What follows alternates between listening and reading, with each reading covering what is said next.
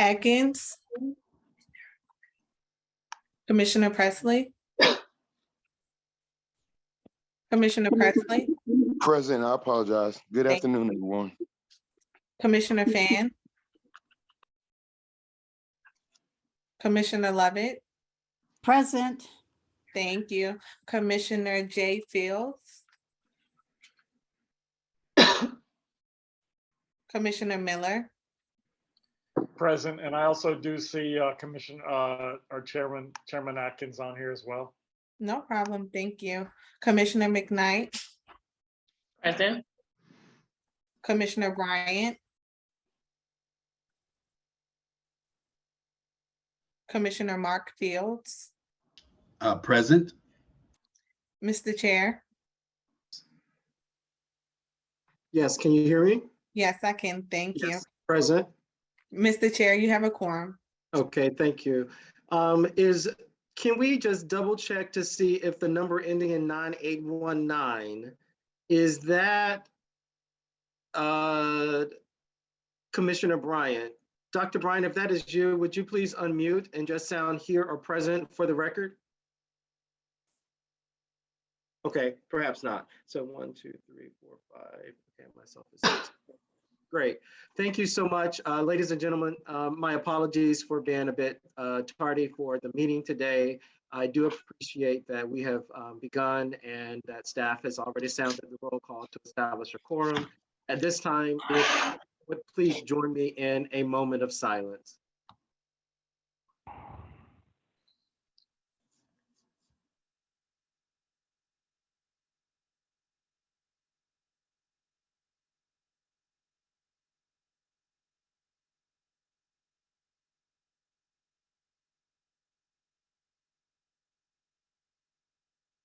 Thank you. I hope that some of us did remember those who are mourning in the loss of Queen Elizabeth that just happened last week. We'll move right along. Commissioners, at this time, I will entertain a motion to adopt our agenda as presented. Motion to adopt the agenda as presented. Is there a second?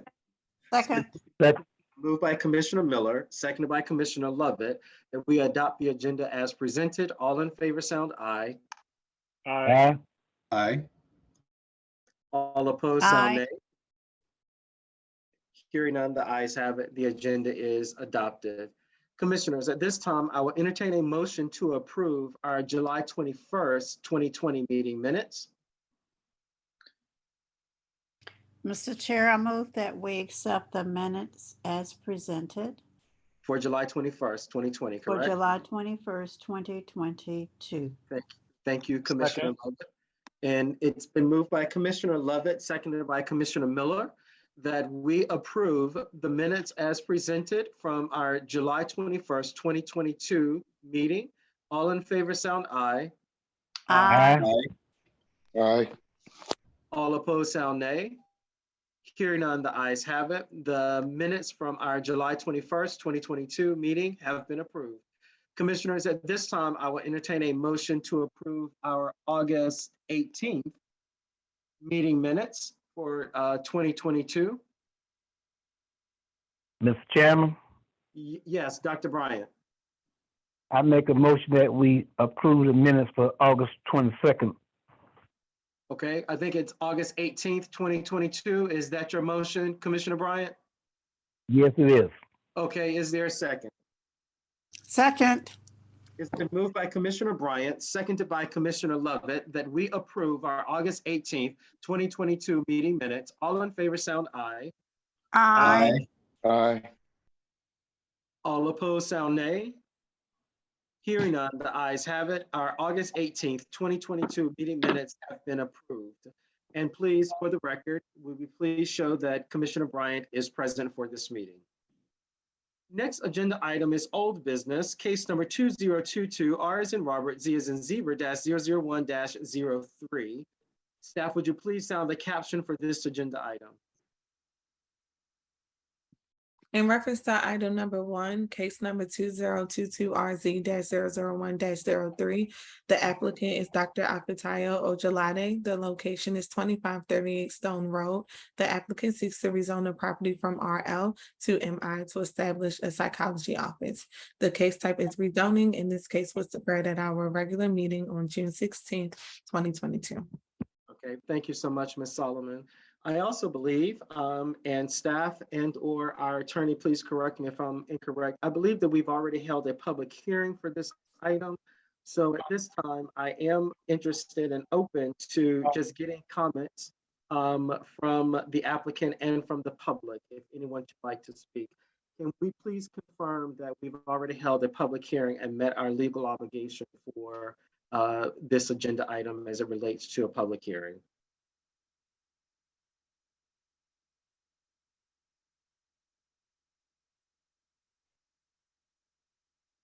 Chairman Atkins, a public hearing was held on June 16, 2022. Okay, thank you so very much. So at this time, I'd just like to get comments or presentation from the applicant, and we can then follow that by comments from the public if they like to speak on this matter. So Dr. Ojalade, if you are present and would like to speak to your case, the floor is yours. Thank you, Mr. Chairman. I can't, for some reason, I can't turn on my video. It says you cannot start the video because the host has stopped it. But hopefully you can hear me. Yes, we can hear you. Give us just one Okay. second. We can hear you, Dr. Ojalade, and I would like to be amenable as possible. So if there are any visuals that you'd like, or if you'd like for your video to be enabled, staff, are we capable of making the video feature for Dr. Ojalade available? She should be able to share her screen. Okay, Dr. Ojalade. Okay, I'll just share the screen, and my apologies that I can't share the way it's set up. I can't share the video, but I will share my screen.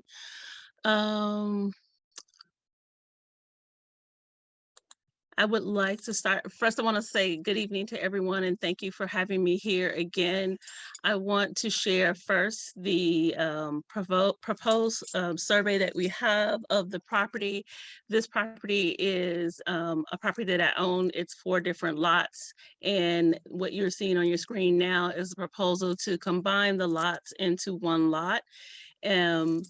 So this odd shape here, I don't know what to call the shape. This odd shape here would be the combination of the 4 lots with the 2 buildings. The property is 2538 Stone Road, which would be this property here, and the second property, which is the property that I would like to use for my psychology office, is this property here. It actually faces Stone Dotson Connector, but it's still 1 address. So that's one visual that I wanted to share. And then the second one I would like to share is just quickly.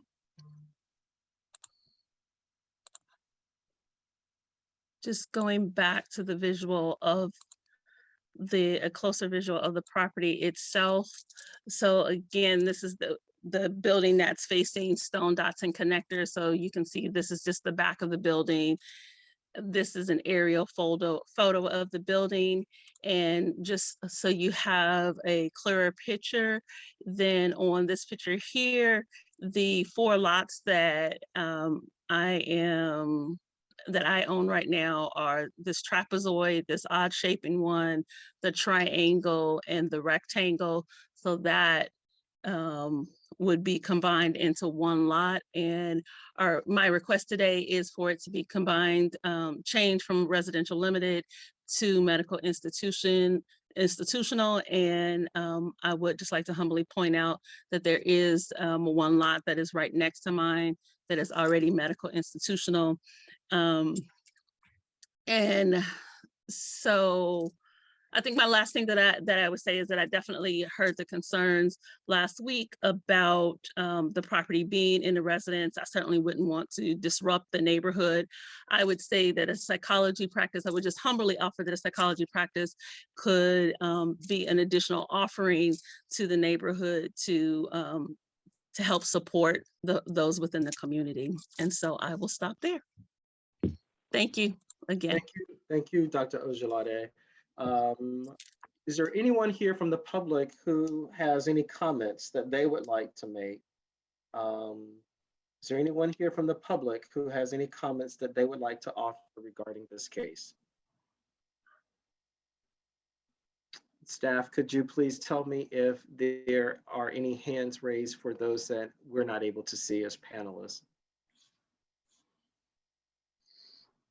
Okay. Hearing none and seeing none, staff, would you please sound your recommendation? Commissioner Lovett, just 1 second. You have a question about this case, correct? That is correct. Okay. Once we get a— Chairman Atkins, I'm sorry Yes. to interrupt. There are actually 5 attendees. Would you like for us to go down and ask if they have any comments? Comments, yes, please. Thank you, Chair. Commissioner Lovett, you had a question? Yes, sir. I am still not clear on the house. Is that going to be, is that part of what we're doing as well? And that is rezoning the residential dwelling? Yes, and we can get into that, but we first would have to hear staff's recommendation and then get a motion, and then we can go into any kind That's of what I'm deliberative. kind of holding back because Okay. All right, so I'll make sure that I call on you as soon as we have a, once we're done with staff's recommendation and then get a motion. Thank you. You're welcome. So yes, Director Smith, if you could go down that list to see if there's anyone who has comments regarding this case. Yes, Chairman Atkins. The last 4 digits, 2734. You are now allowed to talk if you have any comments.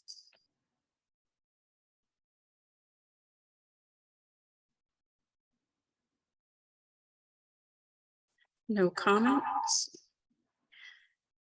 Last 4 digits, 3459. You are now allowed to speak if you have comments.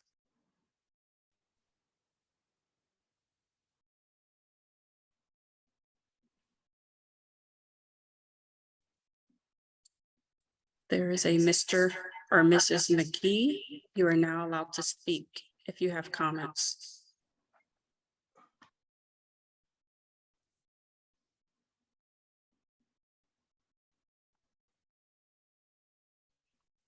Lastly, there is a Kimberly McCormick. You are now allowed to speak if you have a comment.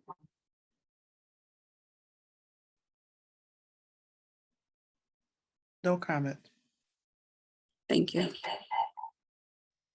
Chairman, there were no comments. Okay, all right, thank you so very much.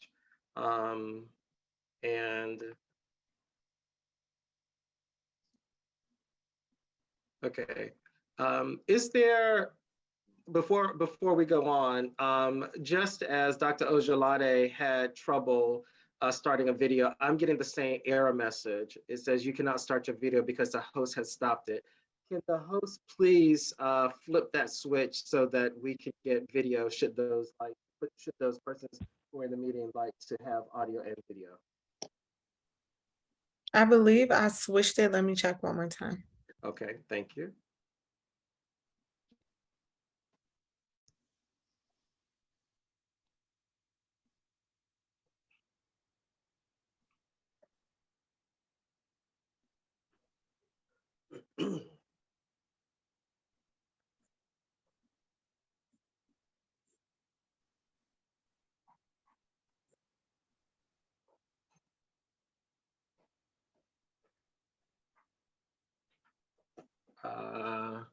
Because I noticed that everyone is off of video and I just tried myself. Let's see if I can do this again.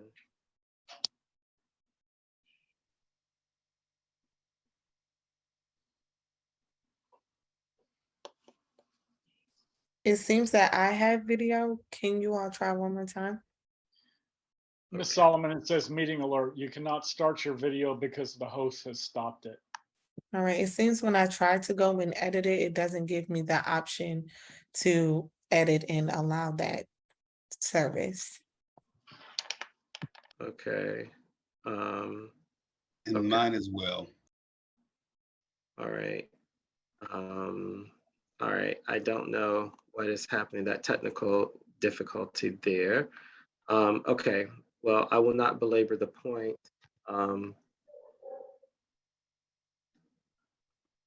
Yeah, I will not belabor the point. It seems like Director Smith has video.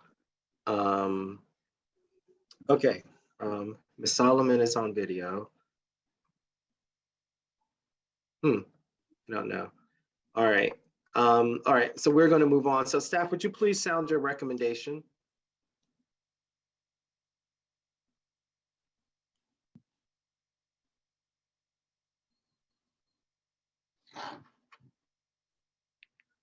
Chairman, in reference to subject case, staff recommends denial for the reasons the proposed application does not comply with the city comprehensive plan and could be considered spot zoning, and that would be of concern. And staff has recommended denial. Okay. Thank you. Commissioners, we've heard from the applicant and we've heard staff's recommendation. At this time, I will entertain a motion.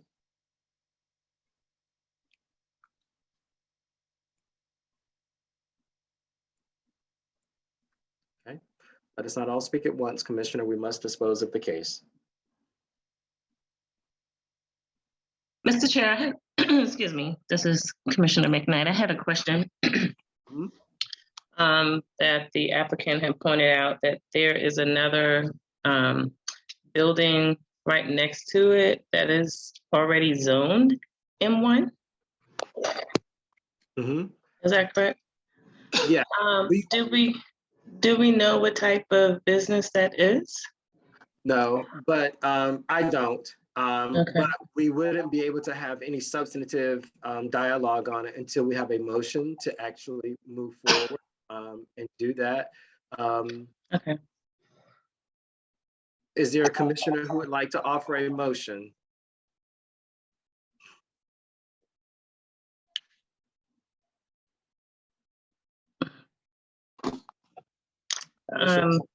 Mr. Chair, is this a motion to vote for approval or disapproval?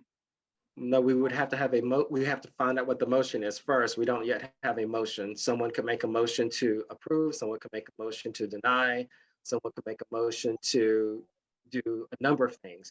That is within the purview of the commission. We can motion, a commissioner can make whatever motion they feel is necessary. Yes, sir, Mr. Chairman. Mr. Chairman, I would like to make a motion that we approve the ordinance to be changed to allow for this facility that's going to help psychological therapies. Okay, so this will be, the motion would need to be in the form of a recommendation because this is a rezoning and we're not the final arbiters. So Commissioner Presley has recommended approval to the rezoning. Is there a second?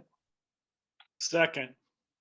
Okay, it's been moved by Commissioner Presley, seconded by Commissioner Miller, that this body recommends approval. And we will then, in this order, Commissioner Lovett and then Commissioner McKnight had a question. And so commissioners, if you have any comments, questions, or concerns, if you would please use the raise hand function. My hand is still up. Yes, you're first. Okay. Yes.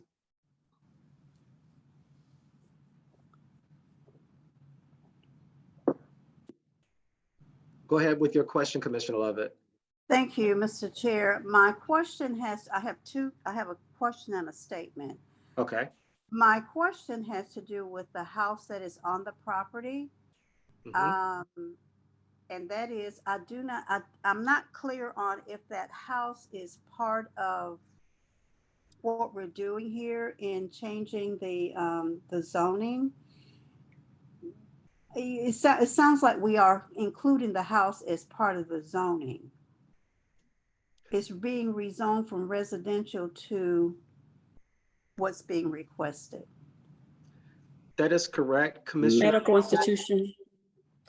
Right. Yes, that is correct, Commissioner Lovett. All of the improvements on the property, which would include that house that faces Stone Road, would also be rezoned. The applicant's request is to rezone the entire address, which includes that house.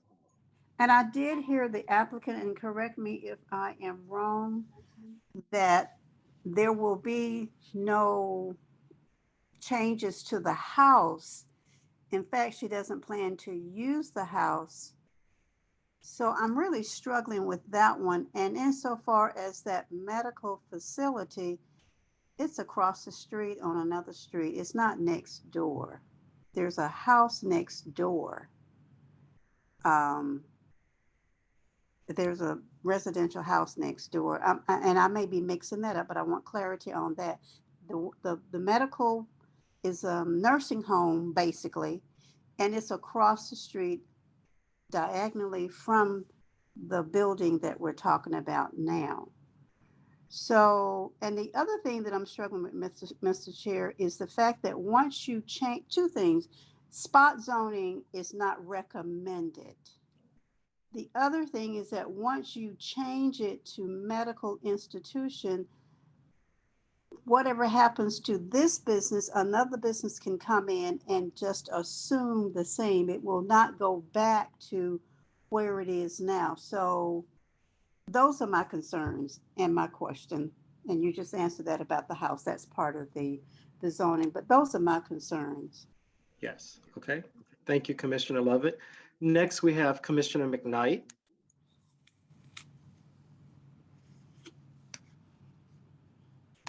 Commissioner McKnight, you're on mute. And Commissioner Lovett, would you please lower your hand?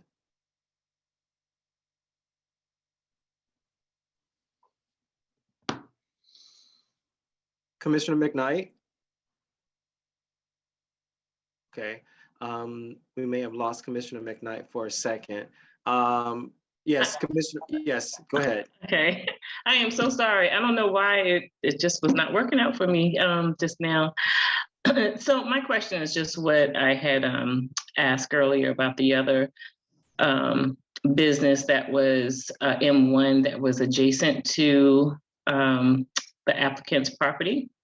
And so my question was if that is already an M1 type of business, then it sounds like it wouldn't be so much of a spot zoning. And similarly to Commissioner Lovett, my only concern is with us doing it, if there's some way for us to even put a special stipulation where if this type of business isn't there, how it can actually revert back. But I don't think that's possible. So I was just asking that question just for clarity. Okay. Chairman, Yes. based on the zoning map that we have, the property is surrounded by RL residential properties. Okay. Do you have the ability to put up the zoning map, Director Smith? And will someone from your team also have the ability, just as we had in a previous meeting, we were able to Google Maps and see the area? Yes. Okay, thank you.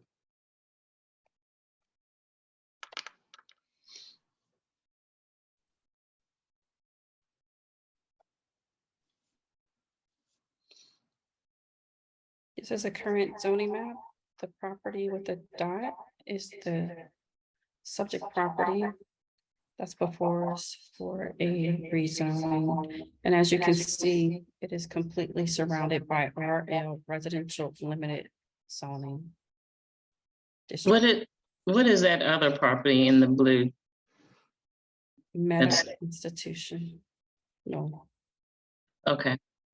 So it's the property in the blue, that's the medical institution, and then to the left of it is RL, along with the subject property. This is also RL, right? All the properties in gray are residential limited. Mm-hmm. Okay, so it would be like having a MI, then a gap, which will have for RL, the properties that's right there in the middle, in between the other MI, if we were to approve this. Am I seeing it right? The only property that is moving forward for a petition for rezoning is the property that has the dot, which is currently RL. All the properties surrounding it are all RL. I see it. Thank you.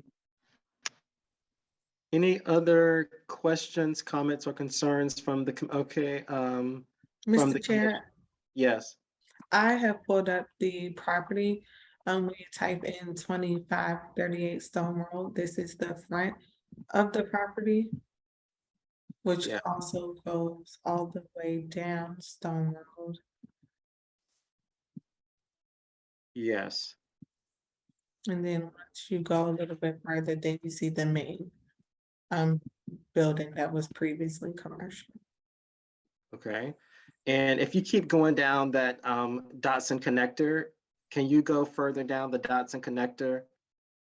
Okay, and that keeps going. So this is all very residential. Keep going. And keep going. Keep going. So where is because this is the way that I go to my godparents' house, and I am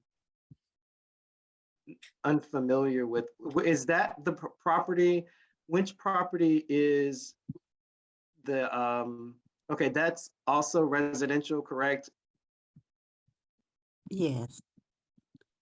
Okay, The medical is behind you. It's backward. You have to go backwards to get to the medical. oh, And okay, then there's a traffic light, and that medical is diagonally across from the traffic light. okay. And that's correct. And the rest of it is all residential, Mr. Chairman. That is correct. That is correct. Because this is the way that I normally go when I'm heading to Williamsburg to visit my godparents. Commissioner Mark Fields, you have the floor. Thank you. And I just wanted to get clarification as well, because when I pass by there, I don't live that far from there. I see residential, and the way that it was being explained seemed to me that one of those houses was a medical institutional.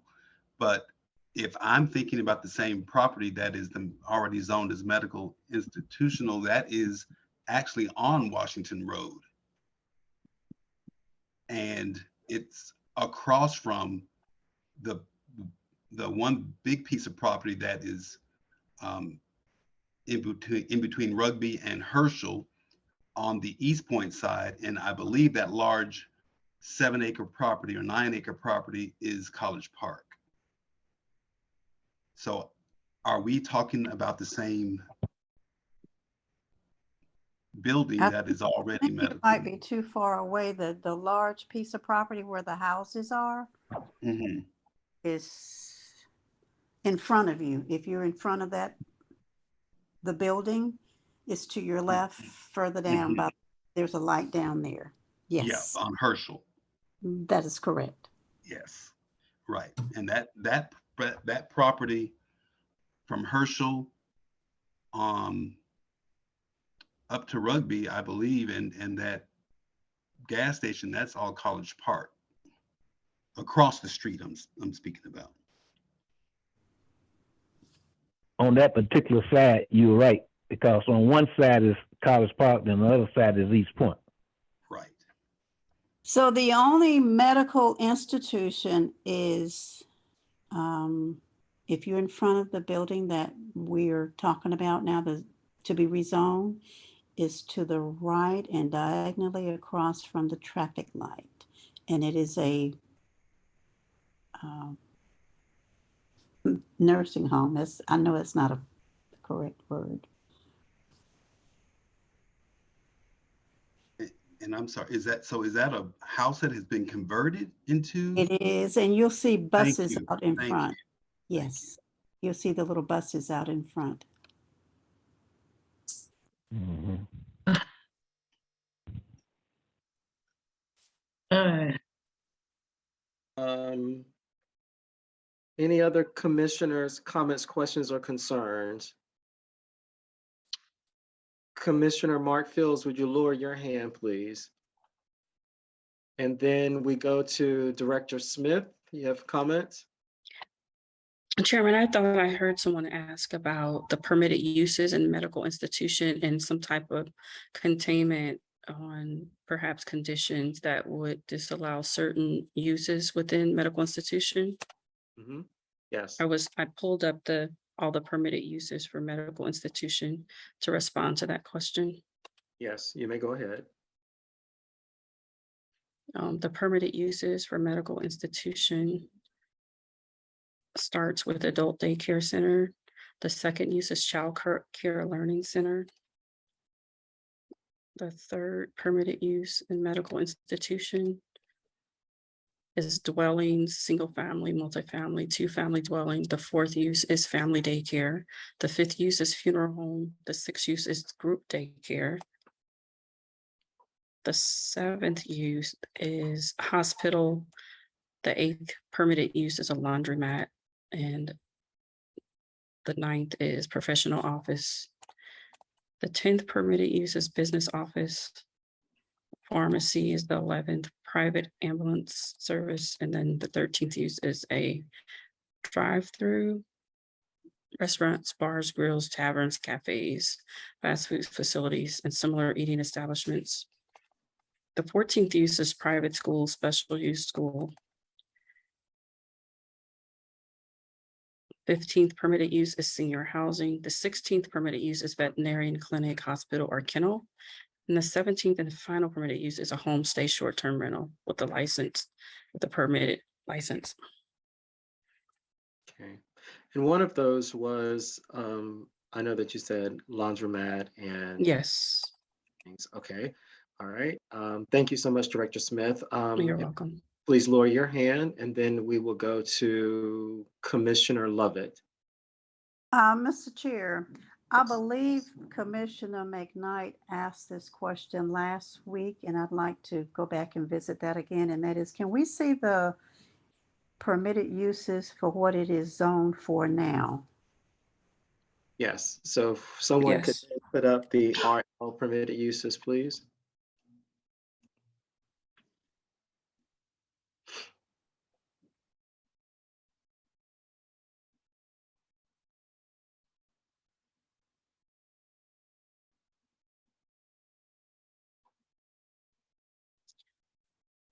The permitted uses for residential limited single family are single family detached dwelling, family daycare, home occupation license required. The third use is homestay lodging.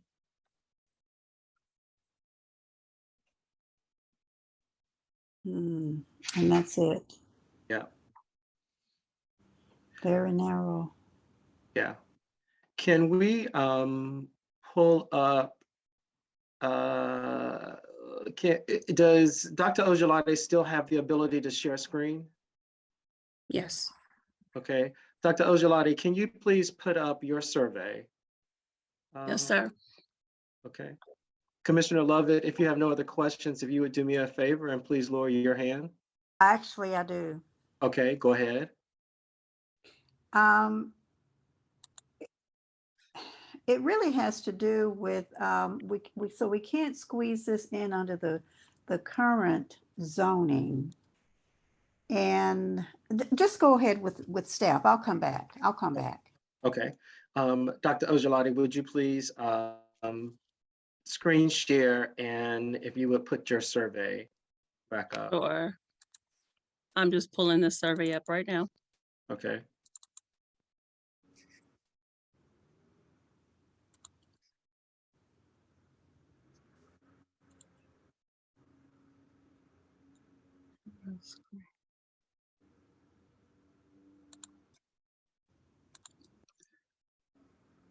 Okay, can you, So, can you enlarge that? Yes, I'll have to ask the questions because we've left the part for comment. yes, sir. So I'll have a series of questions. Is it Okay. possible to make this, does staff have a copy of this? Can we make this, I'd like to see this larger. Can we see just this partial and without all of the text and the copy on the survey, just the map piece? Okay, yes. Okay, so Dr. Ojelade, I have a few questions for you. One of these is germane to the question that Commissioner Lovett has. The property address is 2538, correct? Correct. 2538 Stone Road. And with your cursor, because I don't have the ability to do that, with your cursor, would you please show us Stone Road? Just run your cursor along Stone Road. That is Stone Road, right? Correct. And there's already a residential structure on Stone Road that faces Stone Road and is a part of the address 2538 Stone Road. So if one was driving down the street or put in a GPS, take me to 2538 Stone Road, it's going to take us to that house, correct? Correct. Okay. Is it your intent or a part of your business plan to use that house in your psychology practice? I don't actually have a specific idea of what I'm going to do with that house right now. What I was actually speaking to the last time was the fact that I wouldn't live in the house because I already own a house. I wasn't speaking to what we would do. I can't rent that house out. If I were to be in the business side, I can't rent the house out because it's right next to the psychology practice and we have to have confidentiality. So I can't have some strangers living in the house and then people coming into the psychology practice. So at the moment, right now, I would have to hold on to it, but I have no idea what I would do with it because I can't just simply have people living in there. Okay, so that is, that's a part of the ethics of a psychology practice, is that correct? For confidentiality, yes. Okay, so so if you were to run a psychology office there, then the house would just remain vacant unless you used it for your business or unless you as the psychologist lived there, which you just said you have no desire or intent to do because you already have a house, correct? Correct. And let me just ask you this question because this is new for me. And so this just made another light bulb go off for me. In the practice of psychology, is it best practice that patients would know where the psychologist lives? No, it can be dangerous in some cases. And the type of work I do, it would be dangerous. Yes, okay. So that's exactly what I'm thinking. So if it's going to be dangerous for the psychologist to live there, and it's going to be unethical for anyone else to live there, so if the house is not used as a part of the practice, then it's just there, correct? Well, and again, I don't know what I'm going to do with it. Like, let's say that we said, okay, that's where the administrative offices are. That's fine. But whatever was in that building, that house, while I own the property, would have to be related to the work that I'm doing. It couldn't be some external people that weren't related to the work of a healing paradigm. Okay. All right. And how many psychologists do you plan to have at the office? Right now, I have 8 therapists on my staff and 2 administrative people. So we have a total of 10 people. Okay, all right. And the piece about not having random people live there, and I hate to call people random, but those not associated or affiliated with your patients or with the office, is that a rule or is that just best practice? I would say it's a combination of both. So it's certainly best practice, but because the buildings, you can't tell on here, but the buildings are very close together. So I could find myself in ethical trouble, which the American Psychological Association's Code of Ethics is written into state law in Georgia. So I could certainly be taken to the state licensing board if someone felt like their confidentiality was broken because I rented the house out and there were people there that saw like, Miss Smith comes every Tuesday at 5 o'clock. Right. Okay, gotcha. Are those the reasons why, or let me ask you this question.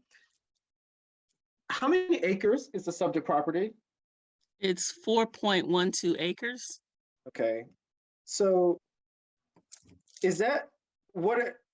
do you have any reasons as to why you did not come to this body for a subdivision and then potentially a rezoning?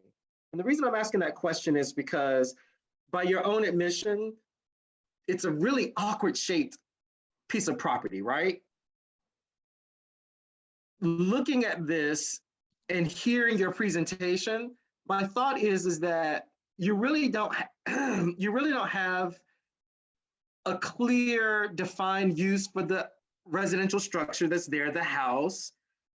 Then the other part of the property right now is just wooded, correct?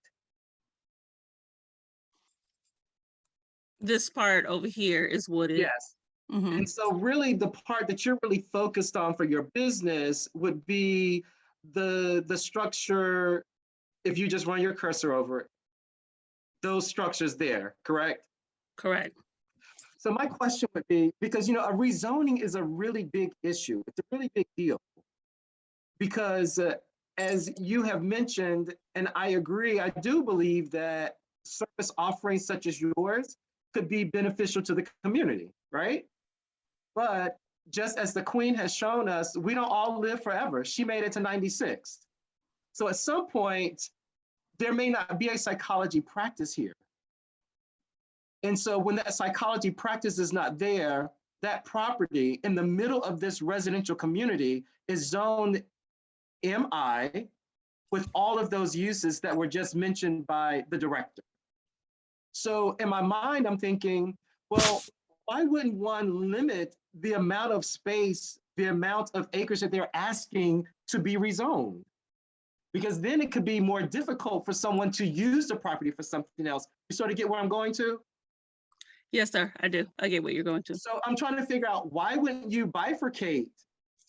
Because instead of coming to this body, asking this body to rezone 4.12 acres in the middle of a residential area to M1, it could be a bit better of appeal if it were fewer acres. You're not even planning, according to you, to use those other parts of the property for your business, right? Well, if I could answer that question. Sure.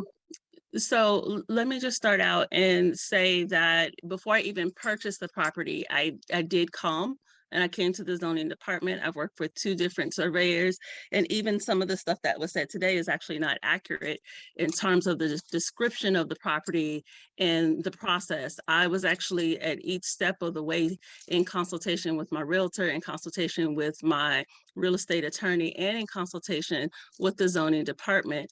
The reason I'm here before this body today, the reason that this map, this odd looking map here is a actual combination of the 4 properties, which are my application is already in a zoning office, is because those were directives of guidance that I was actually given through the zoning department, even up into, I know I heard Ms. Smith earlier say that it was only the single property, the subject property here, but the last time that I was at the meeting, one of the recommendations that she had, and then had one of the staff call me, was the consideration of combining the lots. So I have each step of the way attempted to comply with what I've been asked to do. So I haven't tried to like skirt the system or do something different or even be difficult.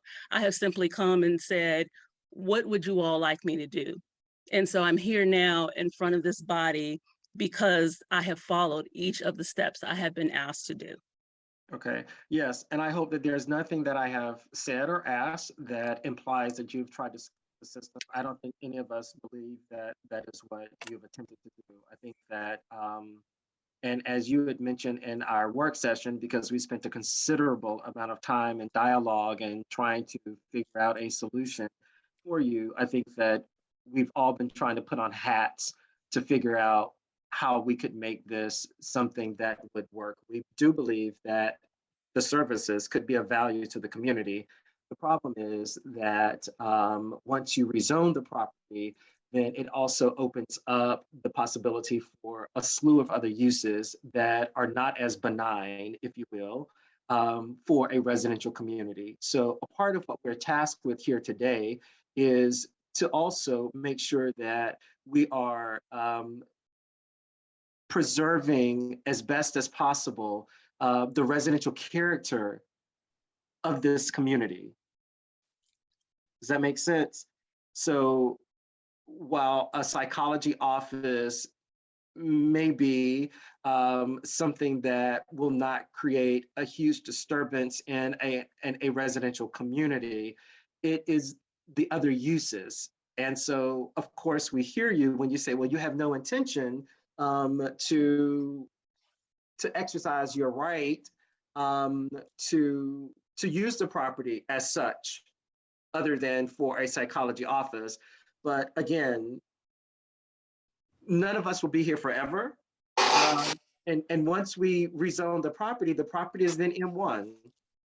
And so should something happen, then any of those uses, and so we would have a 4.12 acre of property in the middle of an RL zoning that could then be a number of things. And the more property you have to make that happen, the easier it is usually to make those uses work. I am just challenged by that. I'm also challenged that at this state, I think that the house that faces Stone Road, not knowing how that's going to be used, and with all of the things that you've just shared about the ethics and best practices and confidentiality, I completely agree with all of those things and am supportive of all of those things. So then my mind says, well, what happens to that house? And there's not a full fleshed out plan. I don't know what happens with that. And I'm just very challenged about the impact that it would have to the other residential properties that are flanking the subject property. Yes, that makes sense. I'm sorry? I was just saying that makes sense. Okay. Can the record please reflect that Commissioner Joseph Fields has joined us? And at this time, Commissioner Fields, I see your hand raised and I'm recognizing you. You have the floor. Thank you very much, Mr. Chairman and Ms. Odilaje. I'm thinking a little outside the box in the fact that we have a commercial use on that property, which is in actuality a non-conforming use that's been there for 75 years. My suggestion, quite frankly, is that we keep that non-conforming use, although that's not keep the non-conforming use, but if there's a request for a zoning change, I suggest that we explore the CL area, the commercial limited. If we could change that to commercial limited, you already have the structures there that fit into a commercial limited space. The commercial space that you want to use, plus that house that's already there, it's permissible if Ms. Smith or someone could pull up that section of the ordinance, or you see that the allowable uses for CL is you can put a hotel there, an apartment building there. You can also have the commercial property, which is already there. But it'll be a CS, so it'll be a limited commercial use, which will identify your building. And if you look in those things in the ordinance, it allows for the uses of a house. It also allows for uses of a professional office in the CL district. So I'm just thinking, if we rethink this and think about something that's more amenable to what you're trying to do, and it's already basically like that because of the fact that that commercial building's been there for 74 years, or that building's been there operating commercially in a residential limited zone. So we can change, I was thinking changing it from, forget about the MI, that's just too complicated to do. And this property is too small and the complications is too great. But for CL district, if we could explore that, that might be something that that could work for you. I'd like to get an opinion from the director.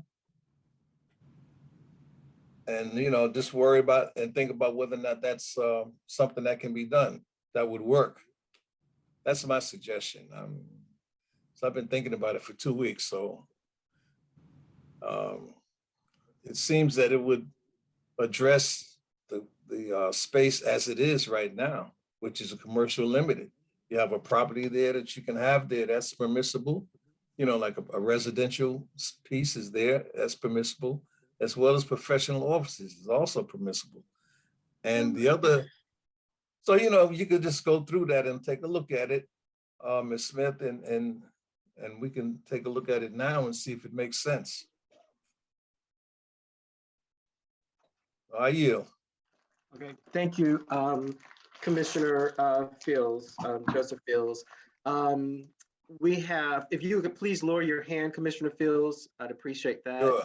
We're Okay. going to go to Commissioner Lovett and then Commissioner McKnight. But before we do that, I think Commissioner Fields had a question about the allowable uses for CL. Yes, commercial limited. And then, yes, and then if the director can pull up those uses, I would then like for our attorney, Madam Attorney. Suburban residential. I would then like for Madam Attorney to please speak to, Commissioner Fields had mentioned a commercial building on the property and that it had been grandfathered. And my knowledge is that the building is not commercial. The building, the use was a commercial use and it was grandfathered in. Once that use ceases, the reason that it was grandfathered in is that it allowed the owner to continue to use the property for that use. But once that use ceases, then that use is not allowed unless unless it is a process, which is a part of what planning and zoning does. So it wasn't that the building was a commercial building, it's just that the use was a commercial use that had been given grandfather status. That's correct, Mr. Chair, that use has lost its grandfather status because it has been ceased, that structure has ceased to be used for that commercial purpose beyond the time that the code allows. Right. Okay. All right, so thank you so very much, Attorney Wiggins. And Director Smith, if you would like to just read the allowed uses for CL. Chairman, commercial limited zoning districts allow for amusement, indoor commercial, amusement, outdoor commercial, art galleries, banks, and other financial institutions such as loan financial companies, brew pubs, country inns, food stores, hotel motels, hotel apartments, libraries, movie theaters, museums, nightclubs, office for businesses, office for professional, pawn shop, title pawn, and same or similar uses. It says those are prohibited. retail sales establishment, general merchandise, retail sales specialty, restaurant, bars, grills, taverns, cafes, drive-ins, fast food facilities, and similar eating, drinking establishments, tasting rooms, and theatrical community center are all permitted uses in commercial limited districts.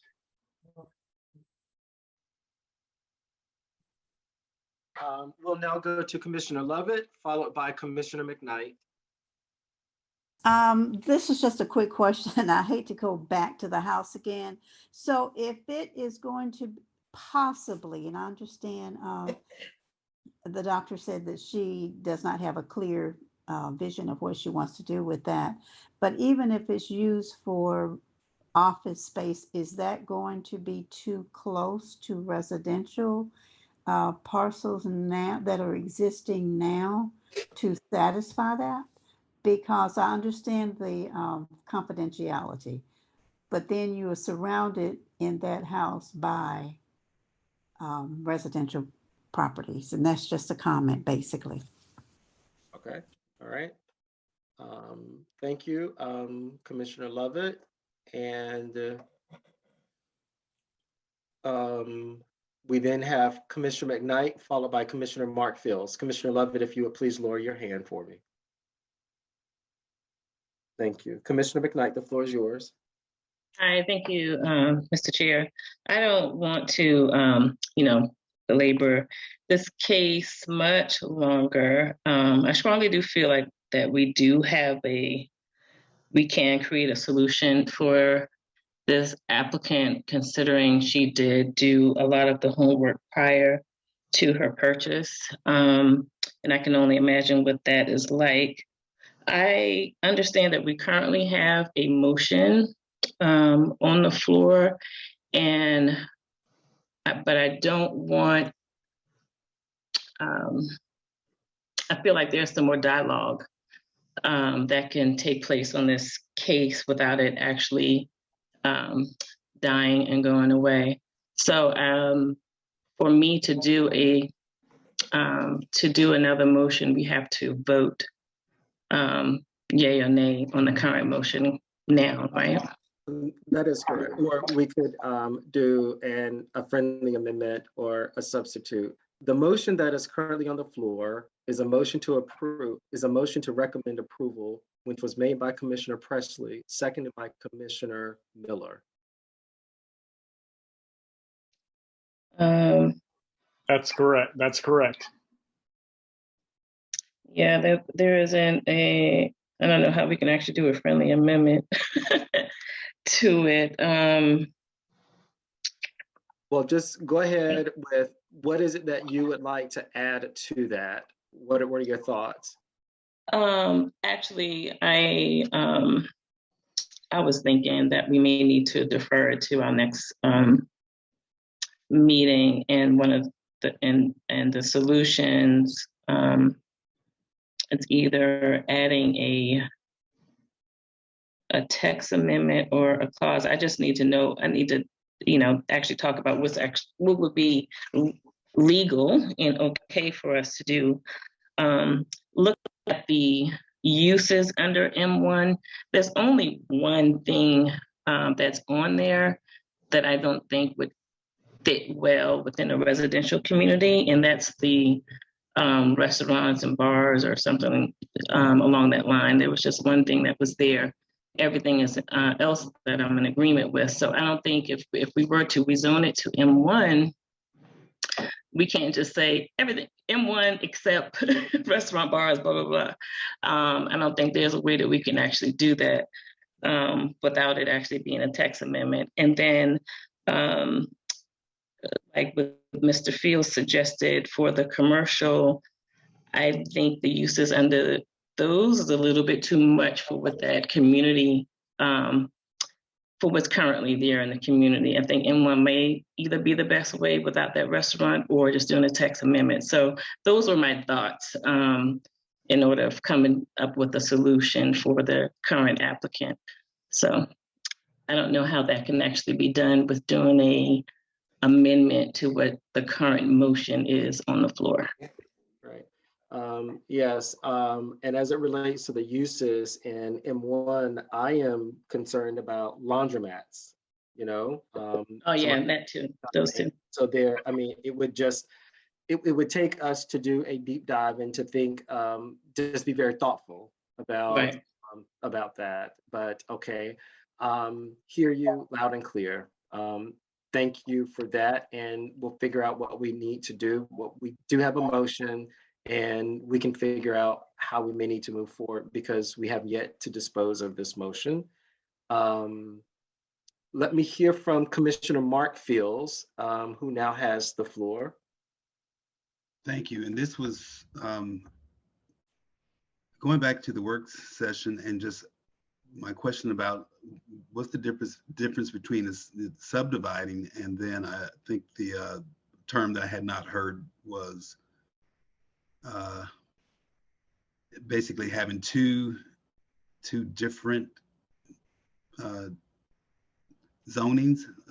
Split zoning? Split Is that zoning. the term? Yeah. Yes, okay. thank you. And so this is to the doctor. Do you hold the same liability if, for instance, you subdivided that property, the house staying residential, and someone bought that from you and lived in it, and you had your business there, would you hold the same liability to this that you were concerned about from the state? Is it because you own the property and renting it out to someone, and that is what causes you to have the liability? Yes, Commissioner Fields, it would just simply be someone in the property because the properties are so close together. So I couldn't even sell that house to someone else because it would still create the same problem for me. Thank you.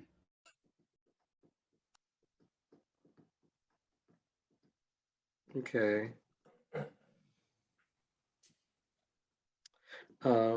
Commissioner Fields, if you could please lower your hand. Okay.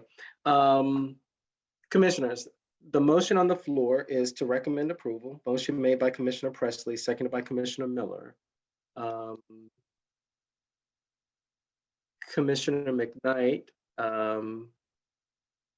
which could be a substitute motion. Commissioner Wiggins, Attorney Wiggins.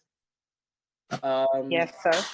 So for this, would Commissioner McKnight, I think, may want to offer a substitute motion to defer this case to our regularly scheduled meeting. So she could offer that now, and as long as it gets a second, then it supersedes the motion that's currently on the table, correct? So I would say no. When you're trying to amend a motion, it can't be designed to kill the motion on the floor. So she can add to that motion, but a amendment to the motion cannot have the effect of making the motion on the floor null and void. And if it were a motion to defer, then that means the motion on the floor couldn't pass. Correct. So yeah, it would not be a motion to amend, but it would just be a substitute. And I think substitute motions have a higher, they would then supersede the main motion. It would of course have to have a second, but yes, it would then be the substitute. It would then be a substitute motion. But so not she would be making. I'm sorry. Go ahead. I'm sorry. No. So yeah, so it would not be a motion to amend. So she wasn't offering anything to that. I think that her motion would be one to defer versus to recommend approval with any of the conditions or recommend a denial or any of those things. Her motion is to defer so that there could be additional work to be done for this, which would then be a substitute motion versus the motion that's currently on the floor. And please forgive me, you're right, sir. A substitute motion would be preferred over an amendment. Yes, sir. So Commissioner McKnight? Yes. So as stated, the motion currently on the floor is a motion to recommend approval made by Commissioner Presley, seconded by Commissioner Miller. You have the right to make a substitute motion if you'd like. And so you can say, I move to make a substitute motion to defer this to whatever your time certain is. And if your motion gets a second, then your motion now would supersede the motion that's currently on the Okay. So should I go ahead? Yes. Okay.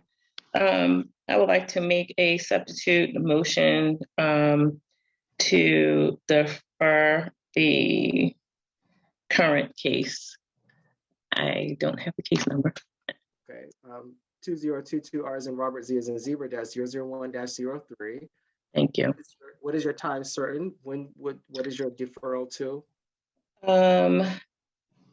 Let's see.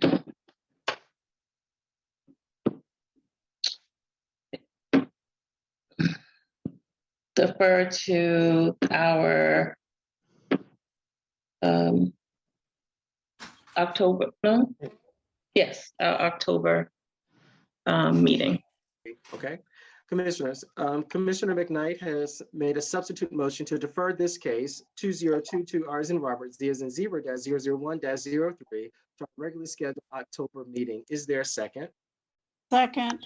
It's been moved by Commissioner McKnight, seconded by Commissioner Lovett, that we deferred this case to our regularly scheduled October meeting.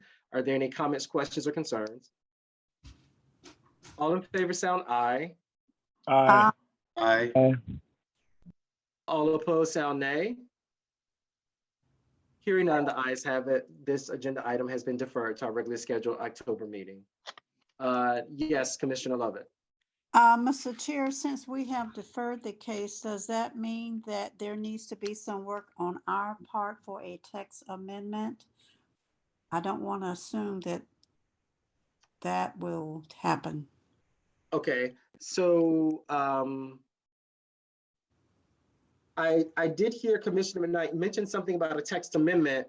Two things. One, let's keep in mind that the city that we are in the process of a zoning rewrite. And two, and Attorney Wiggins and Director Smith, you may want to chime in on this. What would even be the appropriate text? Because, I mean, we can't create a special zoning classification for this one parcel. Just deny shit.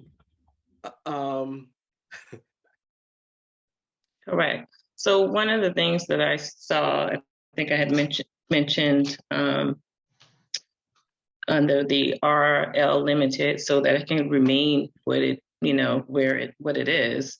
There was an area on there that said, it was like a subsection that said any of the following businesses that comes within these categories may still have to come before this body in order to get approval. So just adding something like a professional practice as a category under that RL, I feel like it leaves the neighborhood, the current zoning as RL. And if anything that falls within that category outside of that, it still will come before this body for us to make a decision on whether or not we feel that that type of business would be appropriate. If you may want to see it, Director Smith, could you pull up the zoning for the RL limited, residential limited? Yes, I can.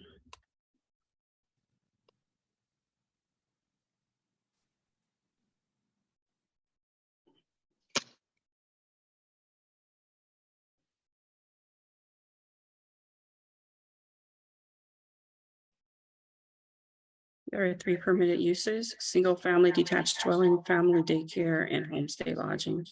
Right, so if you scroll down,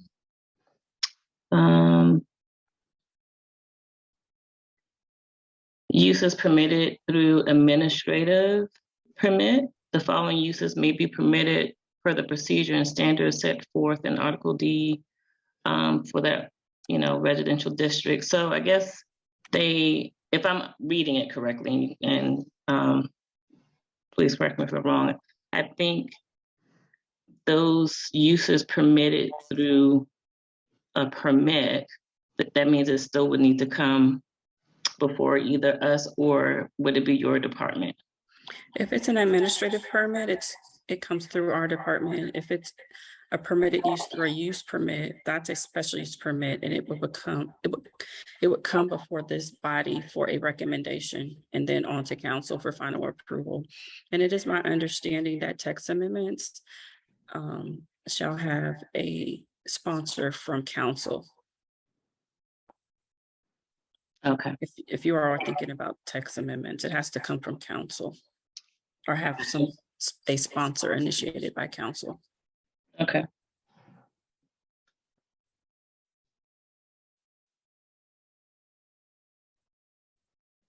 Okay.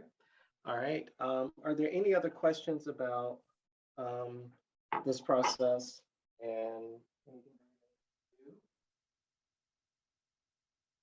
all right. Ladies and gentlemen, I'm sorry. Ladies and gentlemen, we have deferred our old business case 2022 R as in Robert, Z as in 0-001-03 to our regularly scheduled October meeting. We are now going to move to our new business. And before we do, I just want to remind all of those of us who are present tonight that we do, by virtue of our court reporter, take verbatim minutes for the meeting. If there's something that you would not like to be recorded, please don't say it. Okay. New case 2022 R as in Robert, Z as in zebra -001-08. The applicant is the city of East Point. Staff, would you please sound the caption for this agenda item?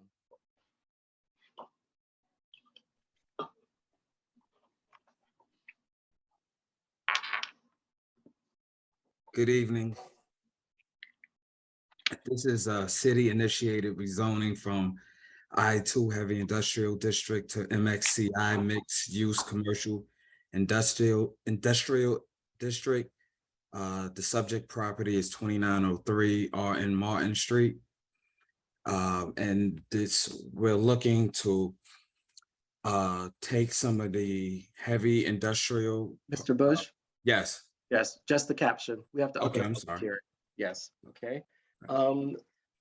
Commissioners, this agenda item, as well as our second agenda item under new business, both are rezonings and they will require public hearings. At this time, I will read our rules for public hearings and they will apply to both of these cases, after which time I will entertain a motion to open a public hearing for this case. Public hearings before the Planning and Zoning Commission shall be conducted in accordance with Section 10-2219 of the East Point Zoning Code and Development Regulations. Public hearing rules are as follows. Persons both favoring and opposing the proposed case will be provided an opportunity to address the commission. The applicant for the zoning case or the applicant's designated representative, if any, will be entitled to speak first, followed by other speakers in favor of the proposal for a total of 15 minutes. Those who oppose the proposed zoning case will then be permitted to speak for a total of 15 minutes. By majority vote, the commission may increase the total time of speakers provided that each side is given the same amount of time. If there is more than one speaker for a side, the chair or the presiding officer may limit the time allotted to each individual speaker other than the zoning applicant. The zoning applicant may reserve a portion of his or her allotted time for rebuttal. Speakers must adhere to the rules of decorum. Prior to speaking, each speaker shall identify him or herself, state his or her current address, shall address remarks only to the commission, and shall refrain from making personal attacks on any other speaker. The presiding officer may refuse a speaker the right to continue if, after first being cautioned, the speaker continues to violate the rules of decorum. Ladies and gentlemen, you've heard our rules for public hearings. Commissioners, at this time, I will entertain a motion to open the public hearing for case number 2022 R as in Robert 0-001-08. In reference to item number 2, case number 2022U-001-06, And case number 2022BC-001-07. The applicant is Sydney and James Adams. The location is 1816 Linwood Avenue. The applicant seeks a special use permit to build a livable, habitable accessory structure. The applicant also seeks a concurrent variance for water and sewer in the structure. The case type is special use permit with concurrent variance, and this case was deferred at our regular meeting on August 18th, 2022. And this is under old business. Yes, thank you, Ms. Solomon. Thank you, Director Smith. This case was not on our work session, so I completely forgot or didn't know that we were hearing this case this evening, unless I missed it on the agenda for the work session. So sorry, Mr. Bush, that I had you to read the caption for the first case under new business. This case has already had a public hearing. And so at this time, and I believe that we've already met our legal obligation for that. And so just as we have done in the previous case for the 2538 Stone Road agenda item, we will hear comments from the applicant and then comments from any of the attendees. So at this time, I will ask if the applicant, Sydney Adams and or James Adams, if they are present, if they would then please take the floor, state your first and last name and your current address, and you can give your comments.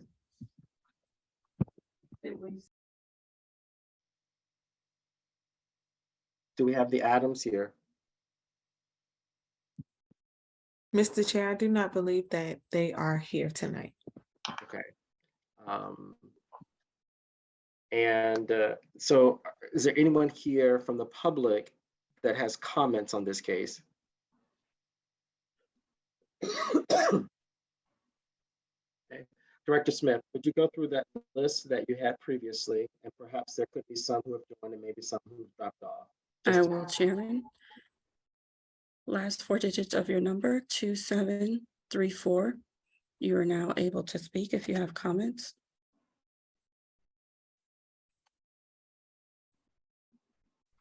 Last four digits of your number, 3459. You are now allowed to speak if you have comments.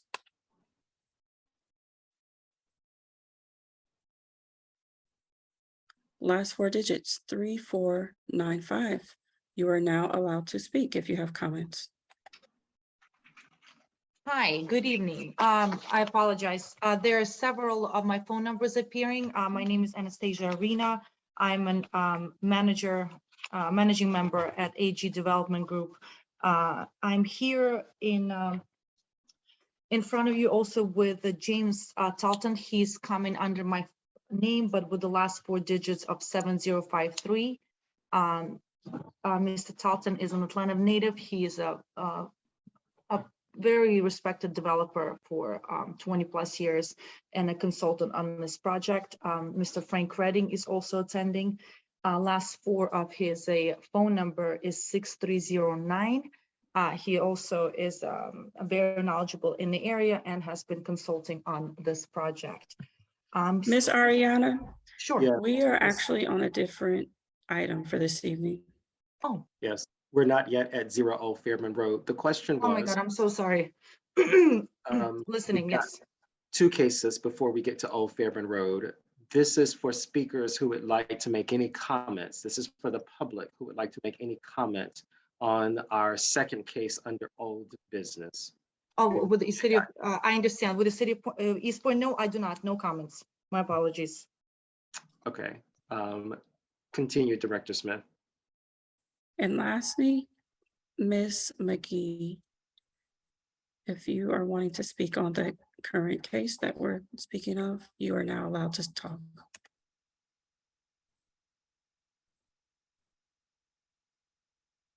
Okay. It seems that Chairman, there are no comments. Okay. Commissioners, we have not heard from the applicant. The applicant is not present. The applicant was not present at the work session. I don't believe that this item was on the agenda for the work session, but nevertheless, it is on our agenda for this evening. And staff has sounded the caption. And at this time, I'd like to have staff to please sound its recommendation.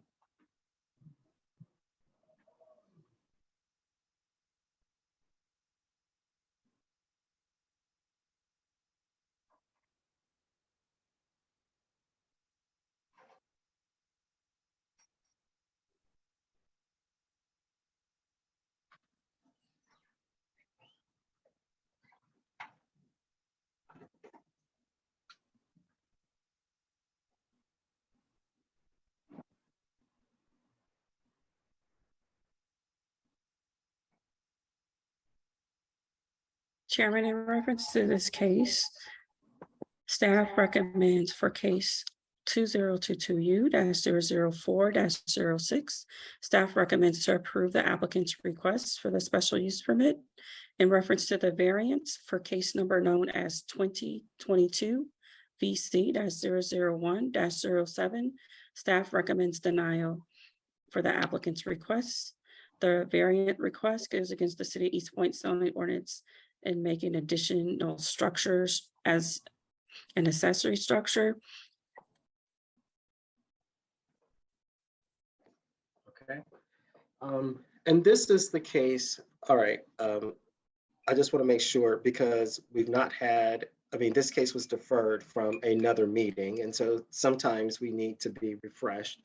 And because the applicant is not present, and because we didn't have the benefit that we, to hear from the applicant for tonight or last week, I just want to refresh. This is the case where the applicant is looking to do a habitable accessory structure and would like to have the utilities independently run, not through the primary structure, on a property that is zone R1 or R1A, correct? That is correct. The request is for a special use permit to build a livable habitable accessory structure, and the applicant is also seeking a concurrent variance for water and sewer to be directly connected to the habitable accessory structure, which is usually run from the primary structure, sir. Okay, all right. So commissioners, we've heard staff's recommendation. At this time, I will entertain a motion.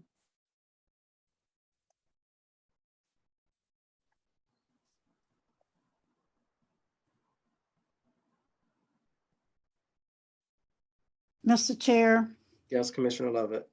I move that we accept staff's recommendation, and I do not see the case numbers on case 2022U-004-06 and on case 2022 VC-001-07. Okay, is there a second? Second. Okay, comments, questions, or concerns?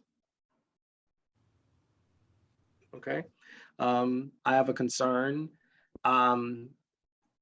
Commissioners, I would, in this particular instance, matters of planning and zoning, I think, are very serious matters. Staff, do we know why the applicant is not present tonight? And the item was not on the work session agenda, correct?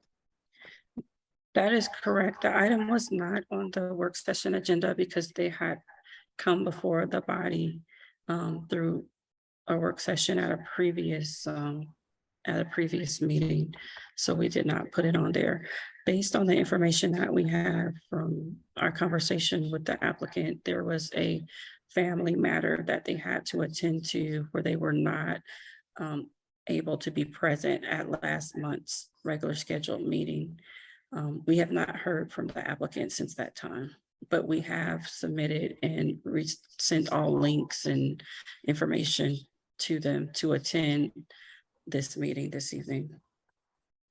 Okay, so the motion is to recommend approval of the use permit 2022U as an umbrella -004-06 and to recommend denial of the concurrent variance 2022 V as in Victor, C as in Charles -001-07. Those motions were made by Commissioner Lovett, seconded by Commissioner Miller. My only challenge with that is that matters of planning and zoning, I think, are fairly serious and substantial, and I would hate for the body to act on it without having the applicant present. I don't know, I don't know if we have a reason as to why the applicant is not here, but that's my only concern. Attorney Wiggins, you have your hand raised, recognized. Thank you.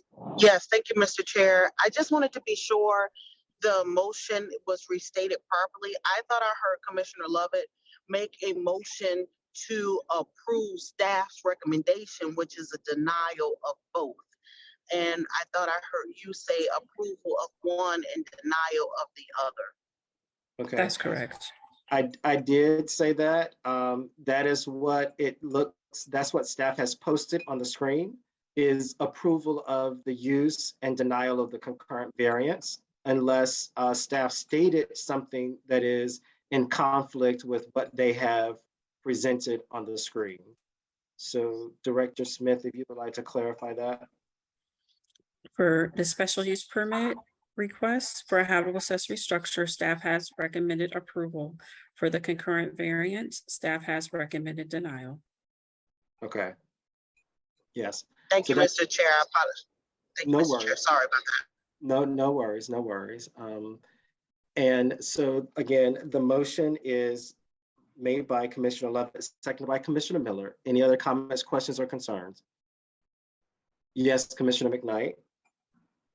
Oh, yeah, and this is just for clarity. I mean, just moving forward without the applicant being present, and although we're denying one part of their request, if they want to come before the body again, the process for that would be what for them?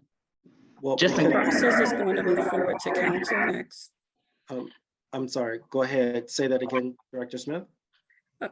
Chairman Atkins, the process, our next step is for this case to move forward to council. Okay, so at the council meeting, that's when they'll have their opportunity, if they're able to be present, to make a comment on their case. And then if council agrees, if they wanted to come before us again, they will have to go through the whole process all over again, correct? If council can move to have the applicant come back before this body, if that's their action to do that, they would not have to go through the process again. If they make a motion that the applicant is to come back before planning commission, they have that option as an action. Okay.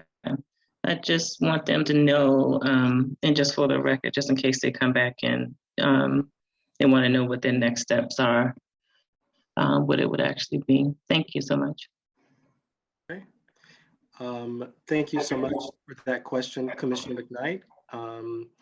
I will now then recognize Attorney Wiggins. You have the floor.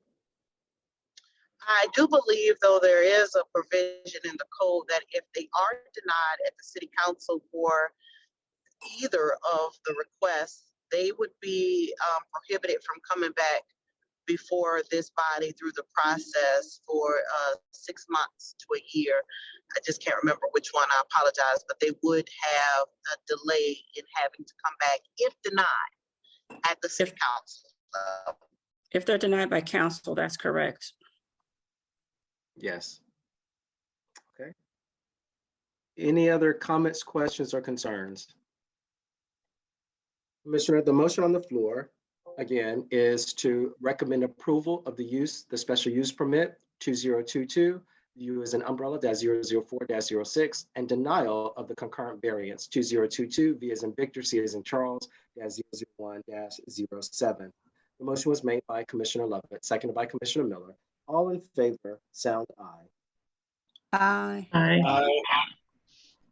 All opposed, sound nay. Hearing none, the ayes have it. The body recommends approval of the use permit and denial of the concurrent variance. Okay, now we will move on to cases under new business. Staff, if you would please post the agenda so I don't get this wrong. All right. We are now at new business, case number 2022 R as in Robert, Z as in zebra -001-08. And Mr. Bush has read the caption for that agenda item. I was in the process of entertaining a motion to open the public hearing. So commissioners, at this time, I entertain a motion to open the public hearing for this case. Motion to open the public hearing. Is there a second? Second. Second. It's been moved by Commissioner Miller, second by Commissioner Presley, that we open the public hearing for 2022 R as in Robert, Z as in Zebra, -001-08. All in favor, sound aye. Aye. Aye. All opposed, sound nay. Hearing none, the ayes have it. The public hearing is now open. The City of East Point is the applicant. Staff, the floor is yours. Once again, this is a city-initiated rezoning from I-2 Heavy Industrial District to MXCI Mixed Use Commercial Industrial District. The purpose for this rezoning of 2903 R Martin Street and more to come is to rezone key parcels to support the planned vision of the comp plan Willingham study in the future town center. The objective is to repurpose heavy industrial parcels that are dilapidated, or these factories have been long gone, and to take these parcels and create mixed use spaces. In the ordinance, the MXCI section it speaks to intended to encourage flexible, innovative, and creative concepts in site planning and efficient use of land, and to provide a combination of commercial and light industrial uses. And under this MXCI, there's an array of intended uses, including housing, single and multifamily, collaborative workspaces, studios, offices, bars, hotels, and art galleries, to name a few. Staff recommends approval of a request to rezone subject property at 2093 R Martin Street. The rezoning of the subject property will support the planned vision of, as I said, the comp plan, Willingham study, future town. Mr. Bush? Yes. Hold on, not a recommendation yet. Right. We're still in the public hearing. I'm sorry. So not yet, okay? Yes. Are there any other proponents here to speak to this text amendment? Any other proponents here to speak to this text amendment?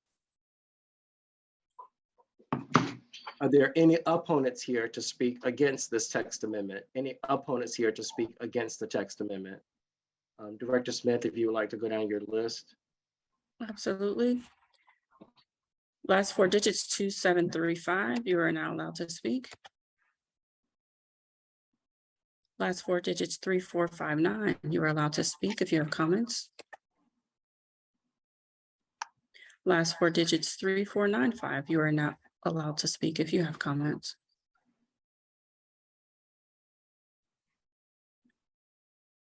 Condra McGee, you are now allowed to speak if you have comments. Chairman, there are no comments. Okay, thank you. Commissioners, at this time, I entertain a motion to close the public hearing. Motion to close the public hearing. Is there a second? Second. It's been moved by Commissioner Miller, seconded by Commissioner McKnight, that we close the public hearing for case number 2022 R as in Robert, Z as in Zebra, -001-08. All in favor, sound aye. Aye. Aye. All opposed, sound nay. Hearing none, the ayes have it. The public hearing is now closed. Staff, would you now please sound your recommendation? Staff recommends approval of a request to rezone subject property at 2903 R Martin Street.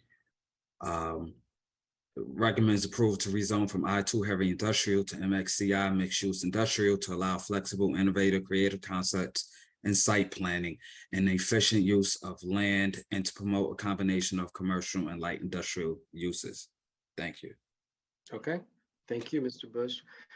Commissioners, we've heard from staff as the applicant for this. At this time, I'll entertain a motion.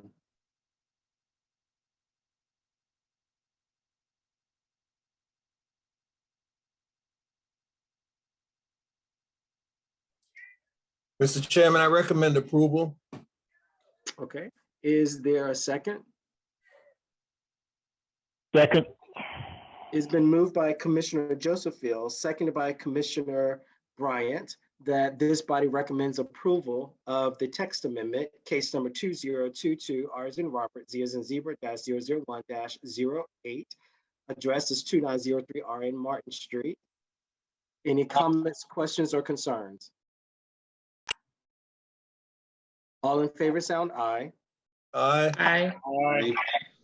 Aye. All opposed, sound nay. Hearing none, the ayes have it. This body recommends approval. Our next agenda item, 2022 R as in Robert, Z as in Zebra -001-06. Address is Old Fairburn Road. Staff, would you please sound the caption for this agenda item? In reference to item number 2 under new business, case number 2022 RZ-001-06, the applicant is Anastasia Arena. The location is 0 Old Fairburn Road. The applicant seeks to rezone the property from R1 Single Family Dwelling District to RT Residential Townhouse District. The case type is rezoning. Okay, thank you, Ms. Solomon. Commissioners, at this time, I'll entertain a motion to open the public hearing. Motion to open the public hearing. Is there a Second. second? It's been moved by Commissioner Miller, seconded by Commissioner Lovett, that we open the public hearing for case number 2022 R as in Robert, Z as in Zebra -001-06. All in favor, sound aye. Aye. Aye. All opposed, sound nay. Hearing none, the ayes have it. The public hearing is now open. Ms. Arena, you have the floor. You may present your case. Good evening, Mr. Atkins. Good evening, commissioners and city officials. Thank you for your time and consideration. My name is Anastasia Arena. I know I've introduced myself already, and my team on today's meeting. I would like to, is it okay for me to share the screen, Mr. Atkins? So this way I can put some visuals on. Yes, yes, we will allow you to do that. Before you get started, as a part of the public hearings, you must state your first and last name and your current address. Absolutely. My name is Anastasia Arena. My current address is 1815 Coventry Road, Decatur, Georgia, 30030. Okay, thank you. And I think that staff is working on giving you permission to screen share. Thank you. You should be okay to share. Okay.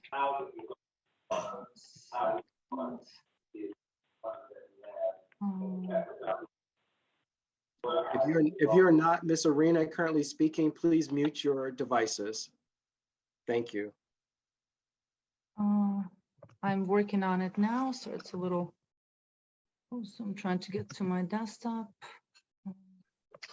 Can share it. I apologize. It's going to take 1 second.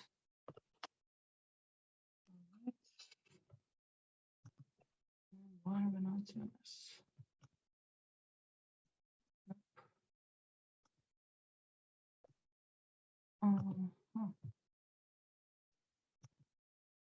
I apologize. When I do a screen share, I'm unable to share my actual anything from my desktop. So I'm trying to go through iPhone screen.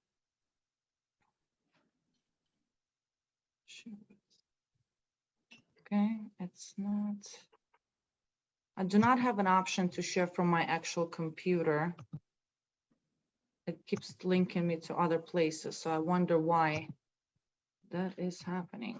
Do you have a presentation that you can email very quickly to Ms. Solomon, and then she Yes. can then put it on the screen? Okay, we'll give you the time to do that. Beautiful. Thank you so much. I'm doing that as we speak. Ms. Arena, is it the same presentation that you sent for the work session? Yes. I do that's the have same that. one. Give me 1 second. Oh, beautiful. Thank you very much. You're welcome. Okay.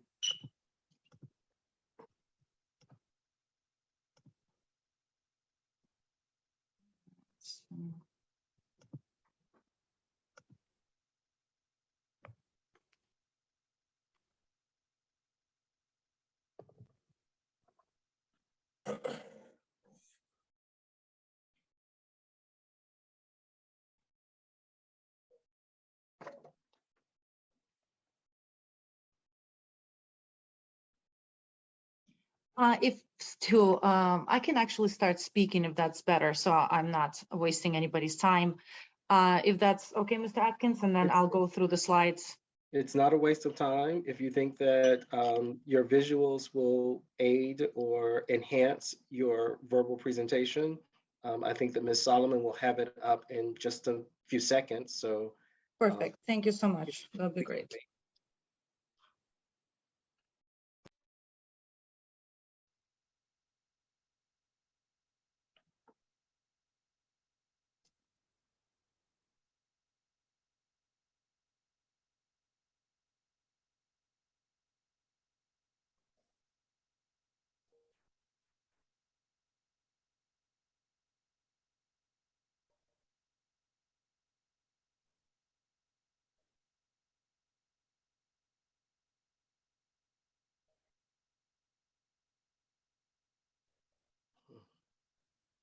Ms. Serena, we have your presentation. Great, thank you so much. Okay, so this is just a quick image of where we're located on the map. On the next slide, thank you. This is the street view of our property on Old Fairburn Road, in both directions. So one is on your left side to the Union City and to the right towards Atlanta, if that's more descriptive. Okay, this is a topo of our property. So we have, if you see, a really long frontage here, a narrower lot that comprises of 6.96 acres, close to 7 acres, which we would love to put a really awesome smaller townhouse community on, which is driven by our want to create an eco-friendly product, ecologically responsible product, financially responsible product, and hopefully allow to bridge some of the gap that we have between in real estate, which does not allow middle class a buying power that they need, which shrinks the middle class, in my opinion, and pushes out a significant amount of generation out of good product, eco-friendly product, sustainable product, which is in today's world is extremely important. And in this specific project, the driver is that we as companies come in and team up. And in this case, I'm working with Lee Webb with Shields Engineering, a high reputable firm. I'm consulting with local builders. I've consulted with builders from different states, even countries that are progressively working on eco-friendly product. So this project has been very well thought out to fit the new needs of the environment that we're entering into. Would you please scroll down one more slide for me? Thank you. So this is a visual that we have created to give you an idea, and this is a 2D visual that shows you an idea what we're trying to accomplish.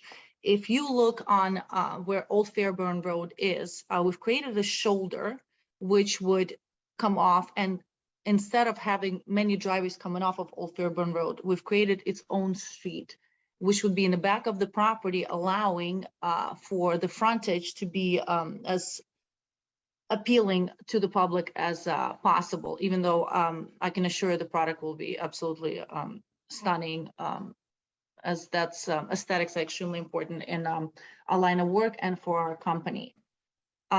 If you look a little bit on the left, so what we would like to accomplish is to create green spaces, allow for as little amount of deforestation as possible, and replanting certain areas. So, which two things this allows us to do. One, we will have a concept of living in the trees. Each property will have a rooftop, and based on the elevation, when you're in your space, and maybe you will not have as much of a backyard, but you will have a great feeling of being on your patio and almost in the treetops.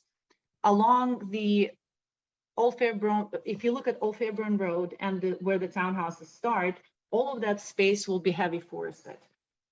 So theoretically, you will barely see us from the street if you may not even notice us at all, and that is the point. The point is that we respect the nature. We build with the nature versus against the nature, and don't clear unnecessary amount of trees without actually replanting the product and hurting our environment. If you would please scroll to the next one. Thank you. This is just another image, and this shows you some traffic, in which direction the traffic would travel. Now, if you look at the blue line, this is a conceptual plan. If there's ability to create pedestrian walkways, and that's something we could work on the city with, we would love to do that. If not, this is just a conceptual product where we're trying to blend into the community respectfully and also create an inviting space versus it's just another typical subdivision that you will see going up left and right for the past 30 years. If you don't mind scrolling the next one, please. Thank you. This is a 3D rendering, just to give you a little bit of a better idea of what we're trying to accomplish. We've added deforestation, so that also gives you a sense of that we're allowing the natural forest stay where it needs to stay and clearing out as little as possible to really create the feeling of what we should be building today. Everybody I'm noticing is clearing their properties. I would love not to do that. And this is a good visual to show you what we're trying to accomplish here. In the same drawing, on the lower right corner, this is also a conceptual drawing. It is a kind of a dream of mine to create a really cool, almost a park within the community that we could share with the community. I would love community involvement on that, and I would love to present that to the city also, which will allow for the green outdoor theater and just lots of green spaces where people can actually have some exercise and walk and participate and meet and greet and create a sense of community that I believe is necessary for any city and to grow. So that's some of the ideas that we have here, including a summer theater, really cool walkways, possibly a garden, maybe a community garden. You know, ideas are endless really on this one. So I believe this would be a really cool project, considering there's not a lot of walkable spaces. And I do think we have a beautiful climate in Atlanta, and once it's cool, it's just an awesome place to explore. Also on our property, we have a creek, and that creek we would clean up as much as possible and create trails there.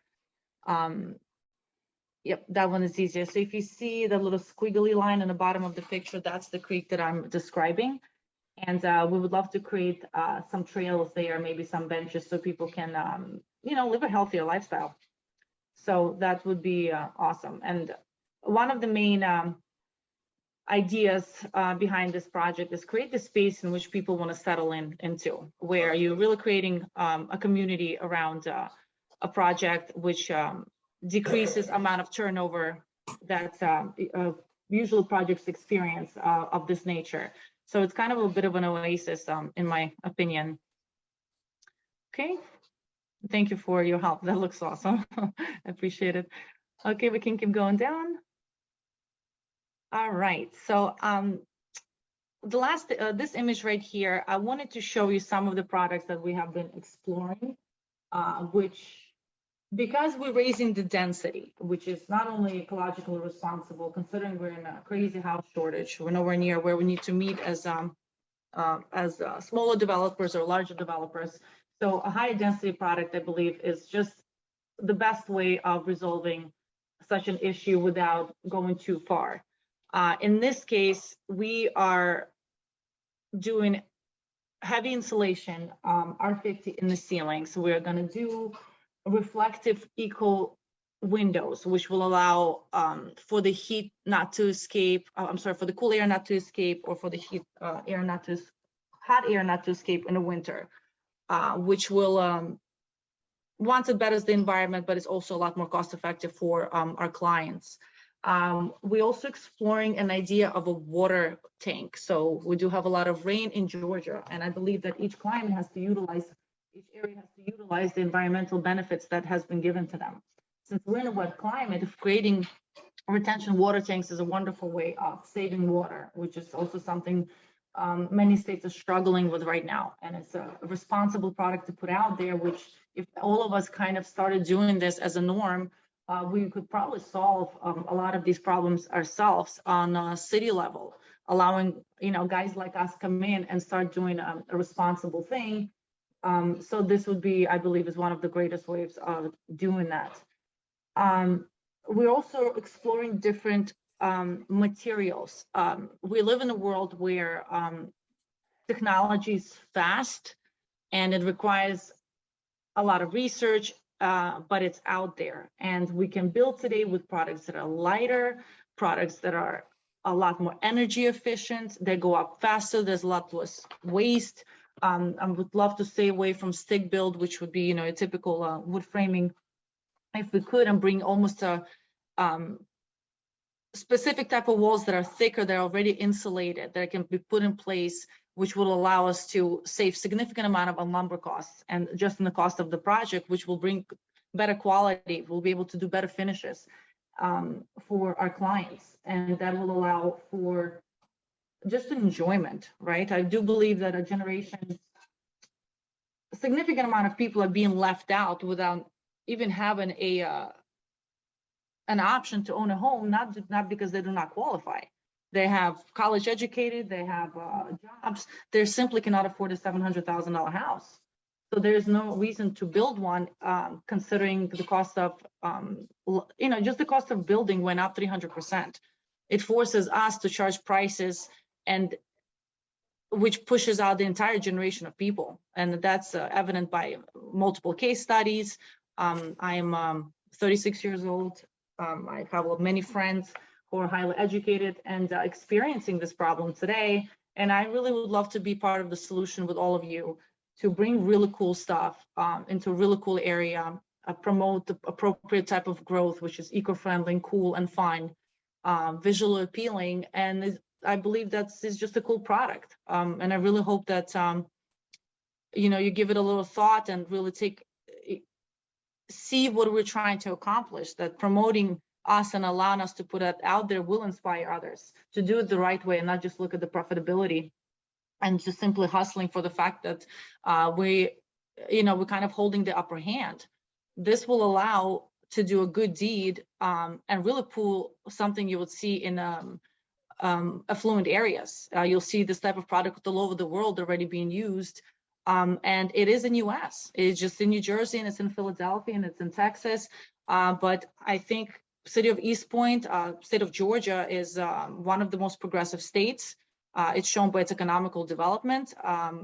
It's geographically, the busiest airport in the world by volume. It's just an awesome place, which I believe eventually will be the next New York.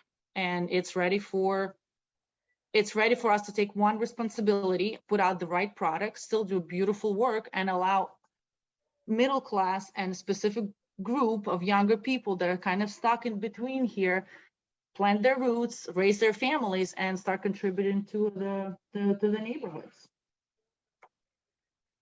And I think there may be one more, and there's just another picture for you, which actually shows the creek that I was discussing.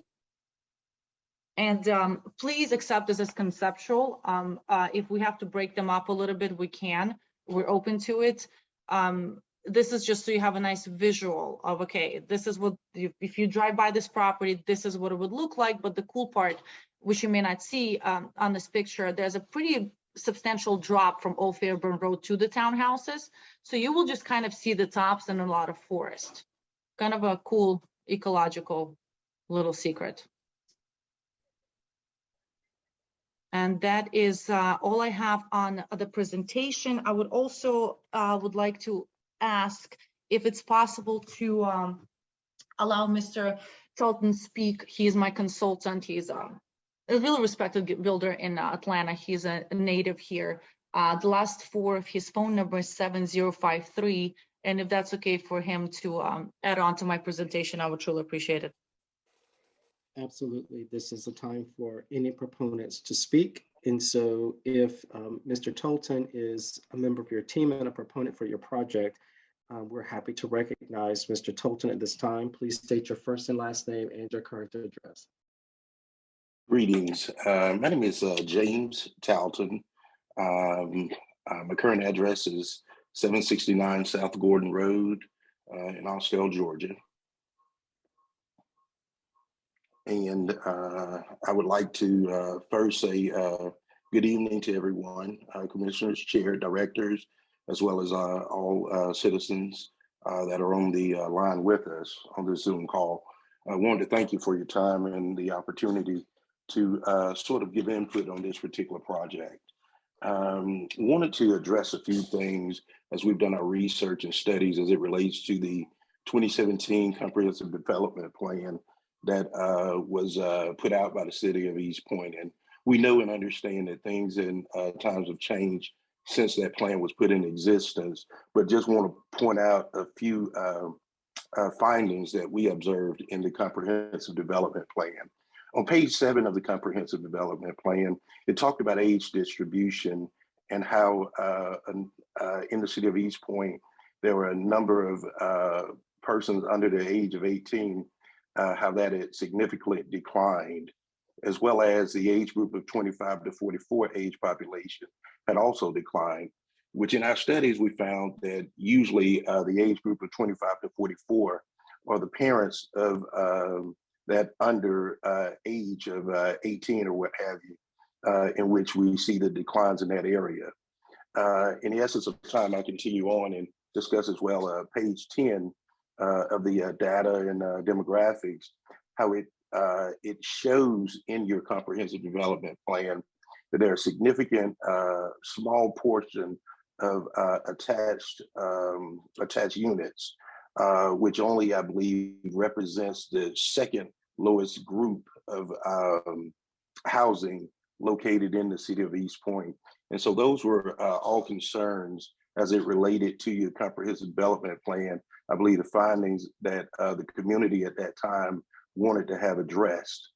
And then continuing on page 18, the areas that needed attention was, of course, population, and housing, and to be able to attract younger families. With this particular model and product that we're hoping that you all would receive, it would definitely attract young families, and it would also offer housing choices as outlined in your comprehensive development plan. Additionally, you all wanted to have pedestrian trails, things of that nature, and again, attract younger families and professionals, while also increasing diversity and housing options.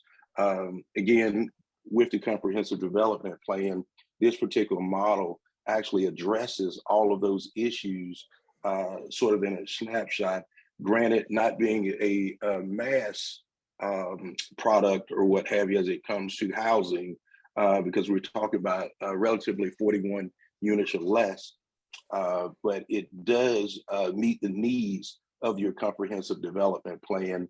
And then in closing, the green space, which Anastasia Arena mentioned and discussed in her presentation, the enormous amount of green space and the multi-use trails that would be a part of this project would be great for up-and-coming residents to be able to enjoy themselves and be able to enjoy the waterways as well that along the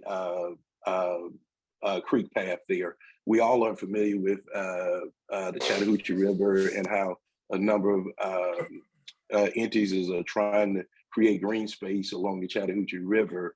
Of course, this creek is not of that magnitude, but it does lend its way to provide natural habitats and fun spaces where residents can enjoy themselves, not being too far from Camp Creek Marketplace. It would allow for those residents of the community to be able to go and shop at Camp Creek Marketplace and just add a significant tax base as well as revenue base to the established community. That's basically it that I have right now that I would like to bring forth. And if any other information would be needed in the future, I would be glad to lend comments on that as well. Thank you.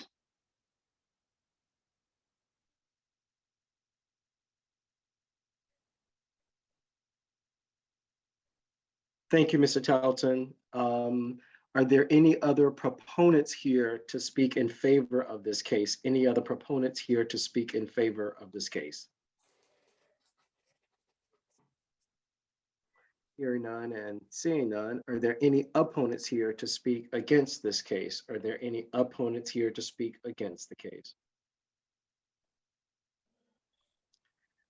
Director Smith, if you would please go down your list just to make sure that those who are in attendance have not been overlooked. Absolutely. Last four digits, 2735. Please speak if you have comments at this time. Last four digits, 3459. Please speak if you have comments on this case. Hello? Hello? Yes. Yes. Yes, sir. That last four digits, Okay. 2735. All righty. I'm Richard Allen, a resident of City of South Fulton and a representative of the Old Fairburn community. The developer, Miss Anastasia, has petitioned. Mr. Allen? Yes, yes. Public hearing rules, first and last name and your current address before your comments, please. Okay. Richard Allen, 3925 Wolf Creek Circle, Southwest, City of South Fulton. Okay, the floor is yours. The developer has petitioned this body to get rezoning from R1 single family to RT residential townhouses. We are not anti-development and understand that property will be developed in our areas, in the foreseeable future. And as neighbors, we do have an interest in protecting our community. However, I want to say that the majority of the neighborhood character where we live is single-family dwellings. We would like for any future development at this location in our area to be consistent with existing single-family dwellings. We believe the best use for this site should be single-family. She proposes 41 units on approximately 6.5 to 7 acres. We feel that such a development can only impact us in these negative ways: create a dangerous traffic situation, since entrances would be at a point near existing major intersections by red lights at Camp Creek and Old Fairburn Road, entrances to two other subdivisions of Camp Creek Overlook and Lakeside Preserve, a problem with ingress and egress for emergency and fire vehicles, accident frequency of increases with cars entering and exiting with a left or a right turn on the stretch of Old Fairburn Road going up and down the hill. Okay? The composition of our community is obviously patterns of single family. So we therefore respectfully ask that this petition be denied. That's all I have to say. Okay, thank you, Mr. Allen. Are there any other opponents here to speak against this zoning matter? Any other opponents here to speak against this zoning matter? Yes. Okay, please state your first and last name and your current address, and the floor is yours. My name is Gwendolyn Cox. I live at 3880 Old Fairburn Road, and that's City of South Fulton. So I live directly on this street. This is a neighborhood of single-family homes. There are no apartments in this area. We would like to remain single families because that apartments just bring in more traffic. I'm not against development. If it was homes, it would be single-family homes, it would be a different story. How are we to protect the largest investment that we have made in our life? What happens? These are just condominiums. What happens 20 years down the road when these are rented to, they're for rent? And what keeps them from being developers buying the whole project and renting them out? That is a big concern of mine. Thank you very much. Okay. Thank you so much, Ms. Cox.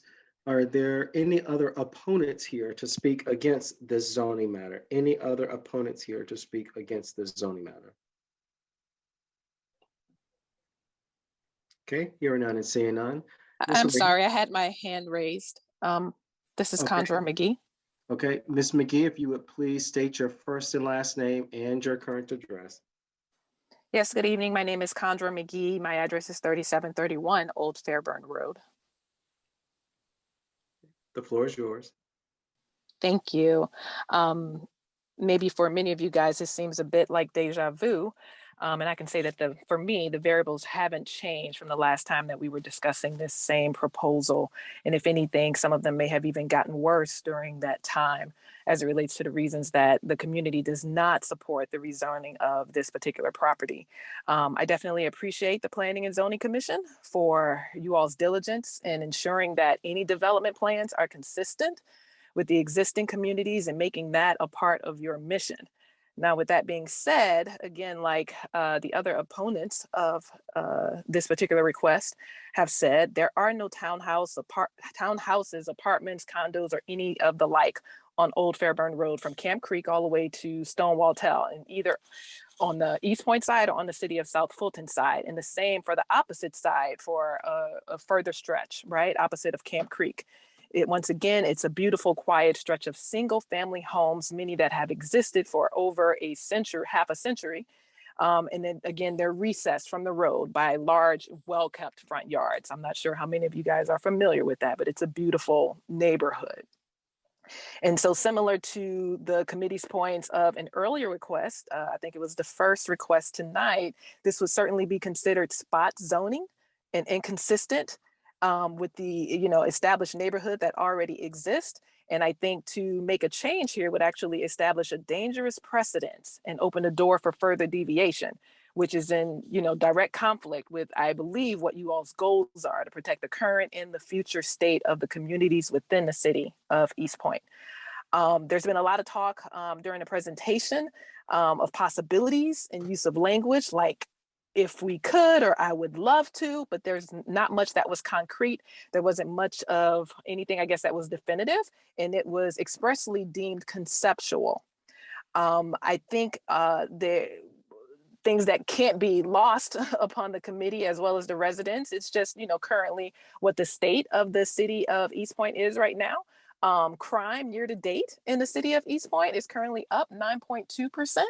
And of course, that's going to be a concern for all of your longstanding homeowners. And so, yeah, there's been conversation and there's always discussion about the higher population density, the higher the crime rate. And so that's definitely something that we are trying to deter within our community so that we can preserve the safety for all of our families and the families and generations to come that actually purchase these homes and move into these homes. I believe that also of concern, obviously, is just maintaining the property value. I think someone mentioned, another opponent mentioned, the fact that these townhomes are often likely purchased by people who are investors. We're seeing this happen all across the country. And those investors are using them either as rental properties or even more commonly right now as Airbnbs, which has actually caused, the issues that we've seen within the housing crisis or exacerbated it within the city of Atlanta. There is, with this particular development, we certainly don't want what has happened in Atlanta to happen to us, which has caused them to now impose restrictions. I don't believe that there are any restrictions within the city of East Point that would hedge against them. And so it would become a breeding ground for people to come in and to swoop up properties so that they can utilize them for these Airbnbs. Again, we have all heard the horror stories that take place at these particular, properties that are used for that purpose oftentimes. I guess also of consideration, and it's maybe not talked about much, in addition to talking about traffic and the congestion and all of the concerns that we have there within Old Fairburn Road, as well as Camp Creek, particularly with the marketplace and the amount of growth that we're already seeing. We should also be mindful of the earth and the environmental injustices that oftentimes negatively impact neighborhoods that are predominantly people of color. I think it is important to recognize that this particular property is within 6 miles from the airport. It's in a direct flight path. We know that there obviously is air pollution, and we also know that the trees and the forest that sits on this particular property actually hedges against that and even causes a sound barrier. And so it's something of importance when we're just considering the livelihood and what type of generation or what type of earth and environment that we want to leave for the future. Again, this is totally inconsistent with anything that is within that particular corridor. And it's pretty, to be honest, disheartening to see that anyone would even propose such a development within this community. And it suggests that either they're just ignorant of the type of homes that exist and the beauty and the peace and quiet and value of this area, or even worse, perhaps they just completely disregard it. And that's even more unfortunate, that someone from outside of the neighborhood would even be that callous to come in and propose such a development, again, that is inconsistent with the longstanding homes and the pride that exists in this neighborhood. That's all I have. Thank you, guys. Okay, I'm gonna go against them. Thank you, Ms. McGee. Are there any other opponents here to speak against this zoning matter? Ms. McGee, you can lower your hand. Any other opponents here to speak against this zoning matter? Okay, hearing none and seeing none, as per our rules for public hearing, the applicant gets the balance of her time for rebuttal. Ms. Arena, I see you have your hand raised. The floor is yours for rebuttal. Thank you very much, Mr. Atkins. Good evening, Mr. Allen, Ms. Cox, and Ms. McGee. Yes, I know who you are. We have spoken. Ms. Arena? Yes. I will just remind you, Sure. and it was done this way intentionally. No comments should be made directed to any individual. They should all be directed to the commission. I understand. My apologies. Just want to acknowledge everybody who's in. So I did hear all of the comments, and I would like to respond.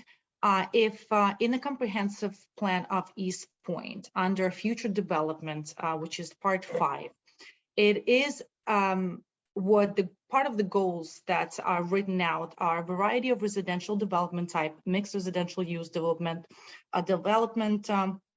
low density. So the community, the city of East Point, does require a townhouse product in order to grow and sustain as written in the comprehensive plan.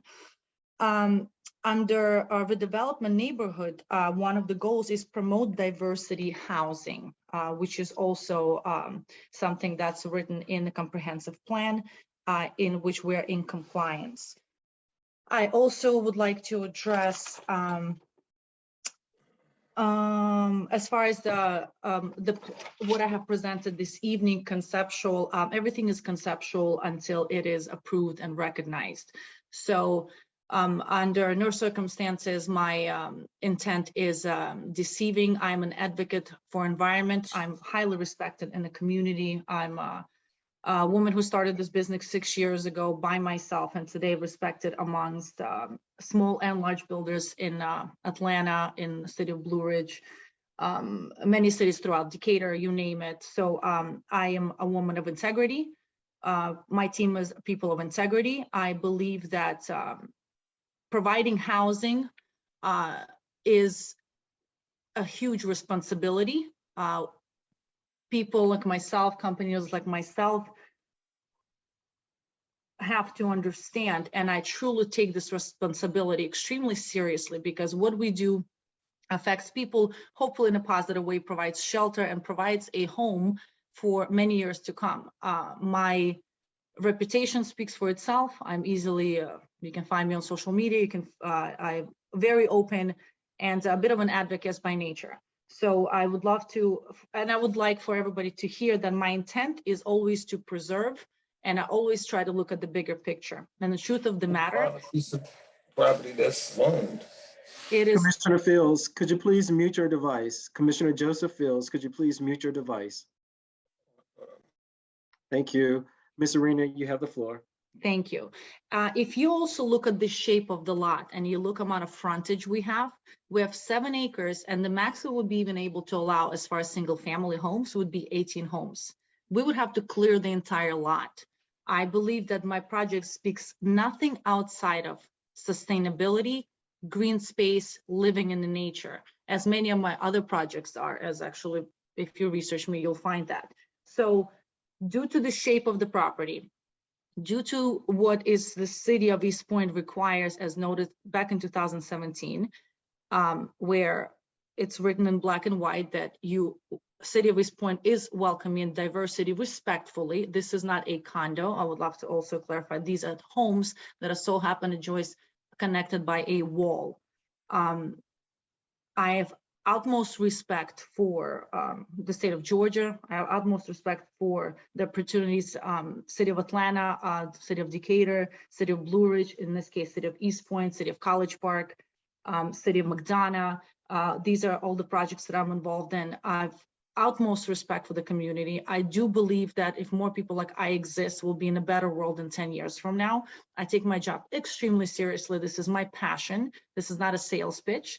And I would love to get involved with the city and develop eco-friendly spaces for people to connect within the communities in which there is no access. And the access for people of my age who do not want to live with their parents and want to relieve the parents of the burden of their children not having ability to buy a home.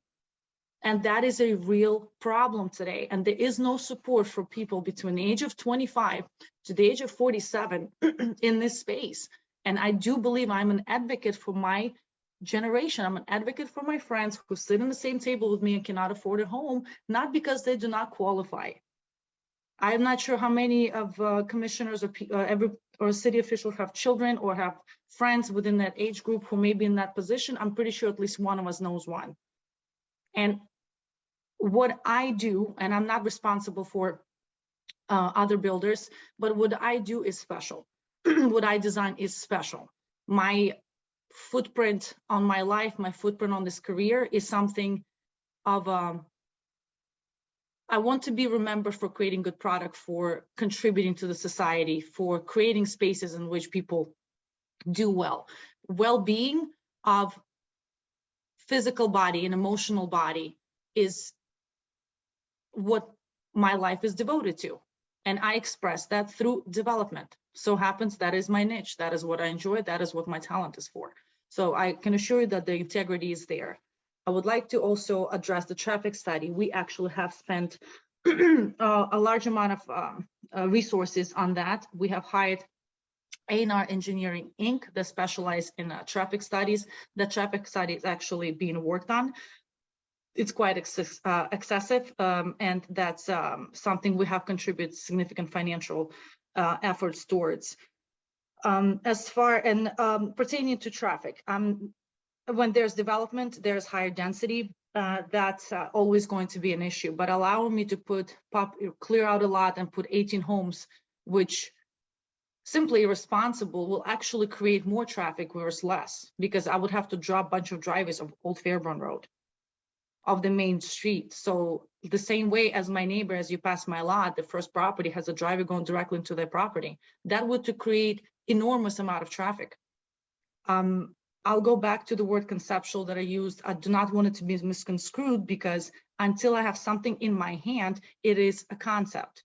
I do not have an approval from this board. I have an idea. I have passion. I believe that I've stated my case, why this is a benefit to the community and not something that's not necessarily an opportunistic transactional. This is a career. This is a reputation. And I do believe, considering the shape of the property, the engineering is brilliant. It's designed for that. If you look at as far as the description of this neighborhood, right behind me, there's a 280 home community that has 7-foot setbacks in between properties. They're a high density single family home community. You'll have 7 feet on each side. That means each home in between the houses 14 feet total. That's the size of a bedroom.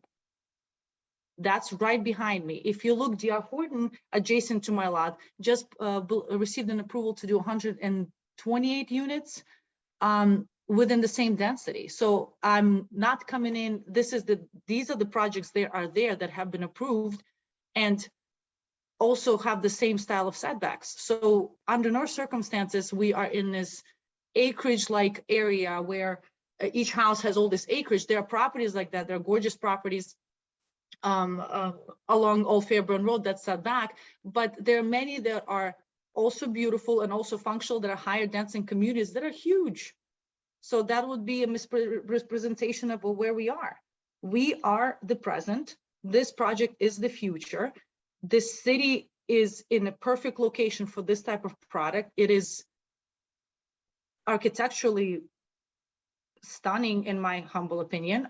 It is a staple of environmental. When the city takes environment seriously, right? When you not expect somebody a little bit, the big government to fix every environmental problem, we are coming in willing to spend the resources to participate and put these things in motion and make a difference and make a change and stop resisting certain amount of change, which is going to come. We are responsible for the lack of housing. We are responsible for how the products are being built. And I am coming in with that in mind. I am planning on having a long career in this business. So this is hard. This is not, there's always an opportunity. I'm not a not-for-profit under no circumstances, but my work speaks for itself because this is what I do. This is what I love. And I come into every one of my transactions with integrity, and I can have a slew of people that will speak on my behalf. So I just want the board to know, and I want everyone to know that regardless which way this goes, I'm obviously very passionate about this. I did not cut corners. I did not sell this property off. I could have given it to D.R. Horton. I didn't. I'm standing by my word and standing in front of you today, hoping that I'll melt some hearts that we all want to make this change together. And I'm ready to do that with my team. So that would be my closing statement, I believe. Thank you. Thank you. Thank you, Ms. Arena. And the applicant has an opportunity to rebut, and so you are the applicant of record. Now, you've also brought your team with you, which would also be a part of the applicant, I do believe, and someone else's hand is raised for Ms. Arena.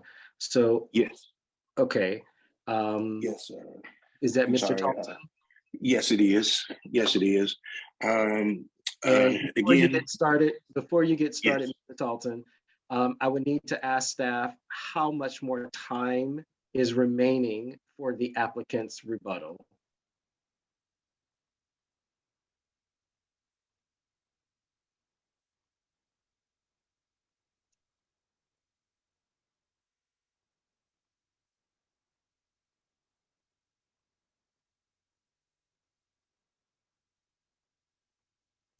Someone from staff.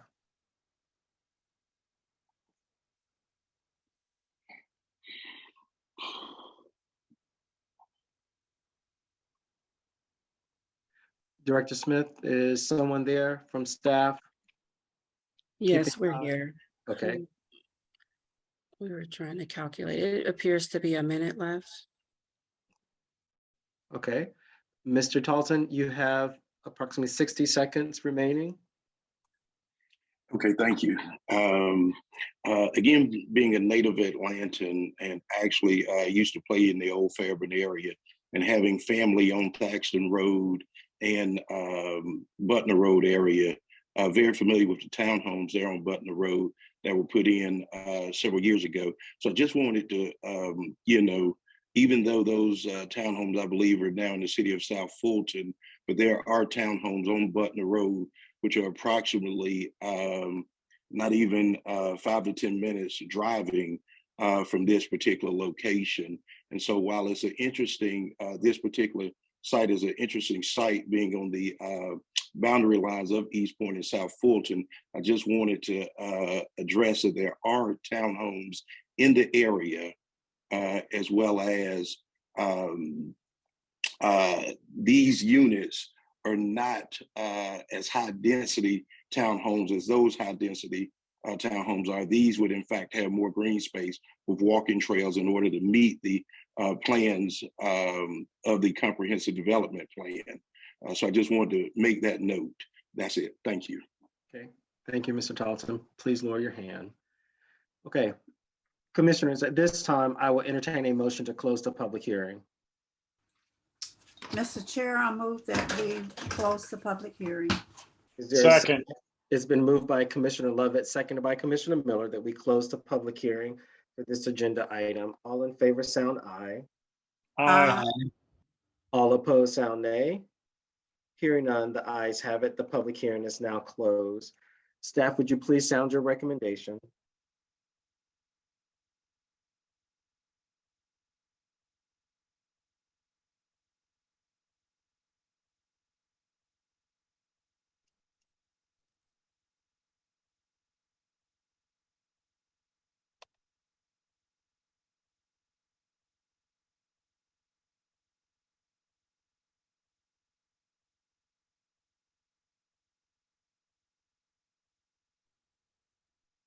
Chairman, staff recommends approval with the following condition. The Planning and Community Development Department shall have administrative oversight and approval of proposed site design standards. The building elevation shall vary in style and design, composed of brick, stone, or stucco, or any combination thereof. The corner unit shall be brick. The building elevation shall be staggered to articulation throughout. No building shall have the same architectural design. There shall be an opaque privacy fencing where property abuts single-family residential. The subject property shall have sidewalks, open space, and buffers. The site shall provide a site plan with proposed amenities identified and labeled. A noise study shall be completed prior to any land disturbance, building permits, and/or plan review application before plan review applications are accepted. And applicant must provide enhanced landscaping and lighting plan to be approved by arborists and planning and community development staff. And I'd like to add that for as far as the building elevations component, to add glass to the list of materials. Okay. So can someone on your team go ahead and make that? Can you also enlarge this so that we may be able to see it? My old eyes are not as good as they used to be. Absolutely, I'll have them Thank you. make that correction. It's just an addition, not a correction though, right? Addition, correct, sir. Okay, all right. Commissioners, we've heard from the applicant, we've heard proponents regarding this zoning matter, and we've also heard from the community. They were opponents. There were some who were opponents to this zoning matter. We've also heard staff's recommendation for approval with conditions. At this time, commissioners, I will entertain a motion. Mr. Chair, Yes, Commissioner Miller. I make a motion that we accept staff's approval of the case with the stated conditions. Okay, is there a second? Second, Mr. Chairman. Okay, thank you, Commissioner Presley. Currently, commissioners, there's a recommendation on the floor that this body approves case number 2022 R as in Robert, Z as in zebra -001-06 with the conditions as stated by staff. The motion was made by Commissioner Miller, seconded by Commissioner Presley. Any comments, questions, or concerns? Okay. I have a Commissioner- comment. Okay, could you please use the raise hand function, Commissioner Fields? At this time, I'm going to call on Commissioner Mark Fields. He has the floor. Thank you, Mr. Chair. I'm sympathetic to the concerns of the community that of the individuals that's spoken. I guess I'm trying to figure out, were there anyone from East Point who also would be affected by approving a development like this? And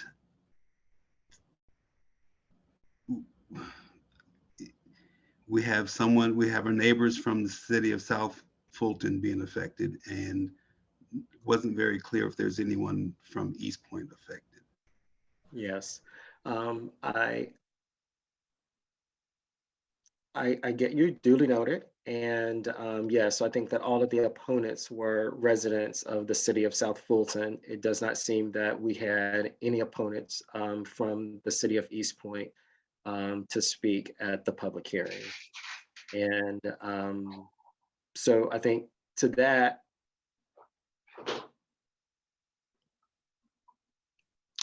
that's all I think that we could say tonight, because I guess we can't assume. But yes, I hear you. I hear you. And I don't know if there's anything that staff would like to add to that as it relates to the CZIM. Maybe that could be an indicator, Commissioner Fields, during the community zoning informational meeting. Yes, I read the notes and saw that there are 4 attendees. It doesn't give any, it doesn't state, who they were. Yeah. And by the conversation that I heard, I was assuming that it was possibly the same 4 that spoke tonight from the city of South Fulton. South Fulton. Okay. Yes. Got you. Okay. So I don't know if there is a definitive answer for that question this evening, Mr. Fields, Commissioner Fields, because we did not have any East Point residents to speak at the public hearing in opposition to the zoning matter.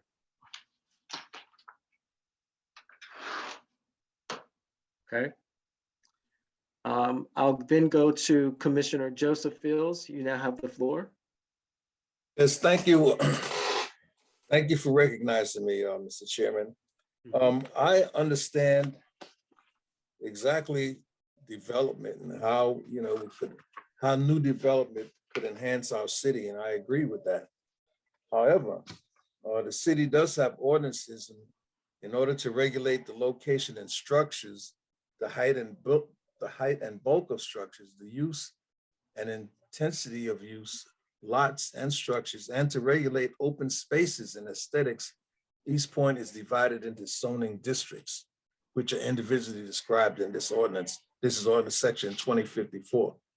My only concern, well, my one concern is the fact that why wouldn't they build this in a zoning that's an ordinance that's already regulated for townhomes? And all of these things that the applicant is saying that they'd like to do, this sounds very good, but why don't you do it in a place that's already zoned for townhomes? That's my question. It's not that what they want to do is bad or anything like that, and there is, I'm in agreement with the residents who spoke earlier. I'm sympathetic to them because they live there and they'd be disturbed. And it will be an increase in density in that area, 41 townhomes. My question is, how many families are going to live there? How many people are they thinking about putting into that area? That makes a difference as well. So my thing is, I think the applicant should really put up, put their development in a residential townhome district that's already zoned for it. And that way we wouldn't have to do this. And she can still have, all of the good things intended that they want to do, it could still apply, but in a district that's already zoned for that particular purpose. So that's my statement on that. And so basically I yield on that point. Okay, thank you, Commissioner Fields, Joseph Fields. Are there any other commissioners with comments, questions, or concerns? Okay, I have a few questions. If we could go back, staff, to, well, I'll ask this question of Ms. Arena. Ms. Arena, do you also have perhaps a section that with the topography and the slope of the topography that shows what the development would look like from a section perspective? Do you have that?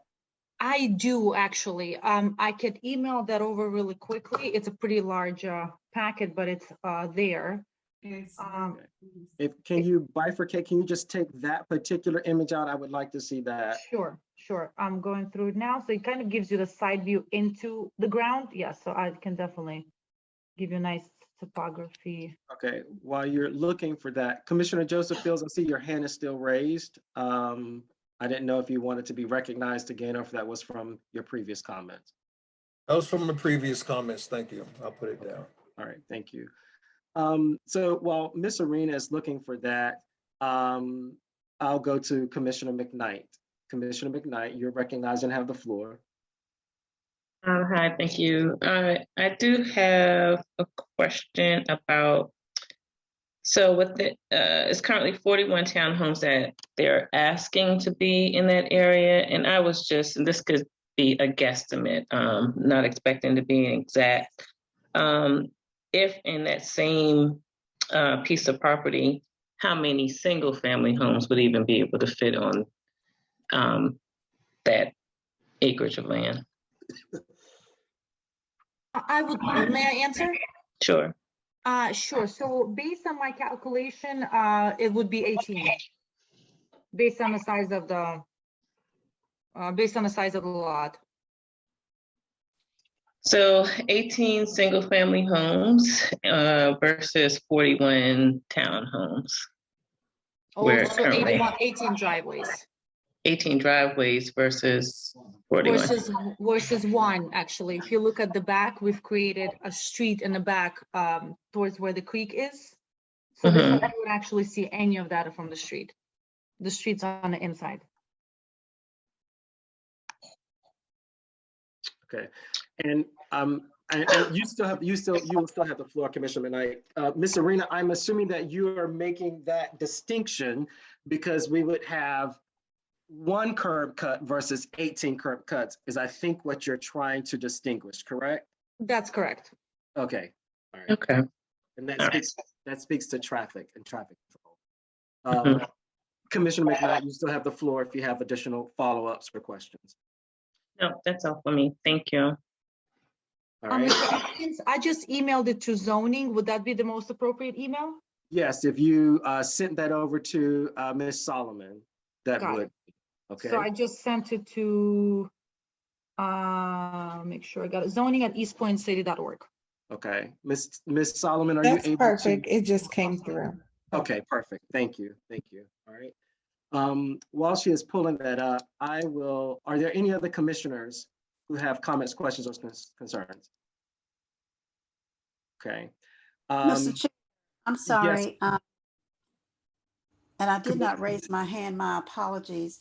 Tell me, and I know it's there, but just tell me very quickly the total acreage of this parcel and how many acres is it going to use with this project?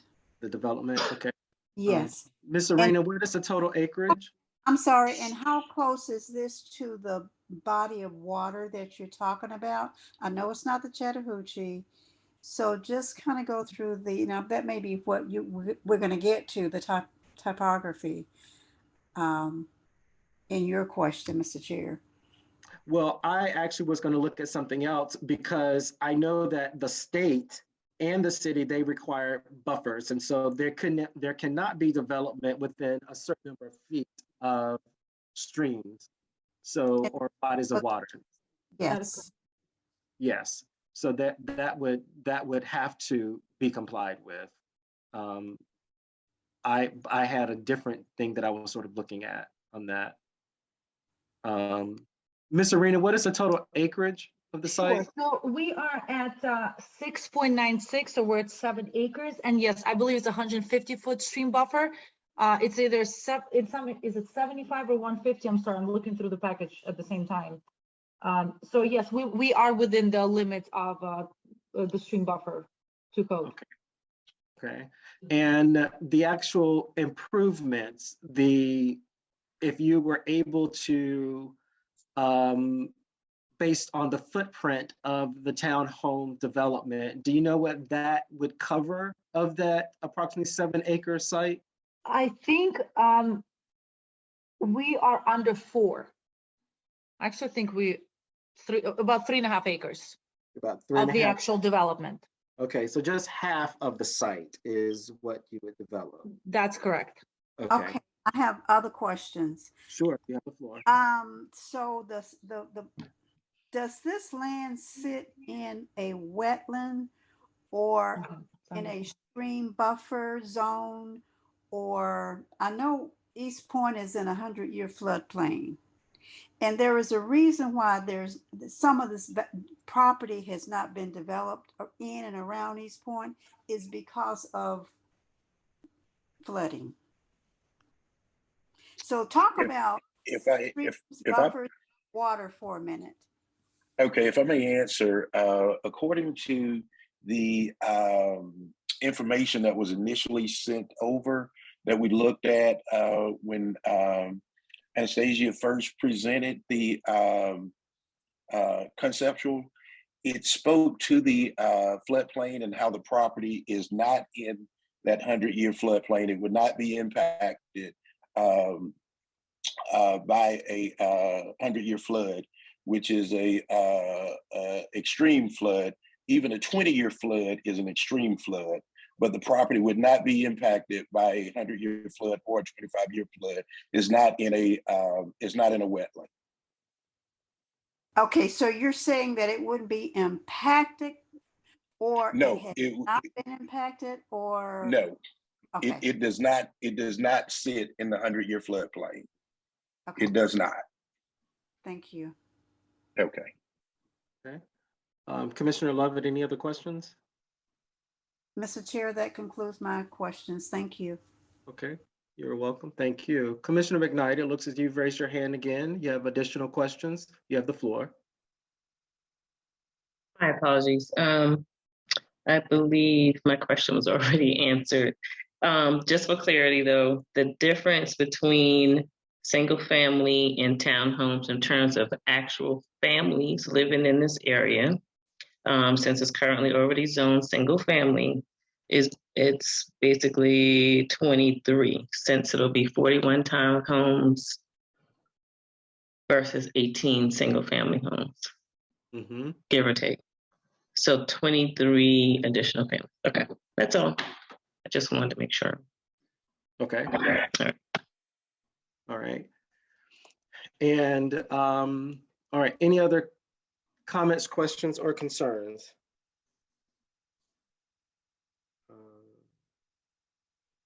Okay. All right. So do you have that section that I was speaking of? Can you direct Ms. Solomon to the slide that has that image, Ms. Arena?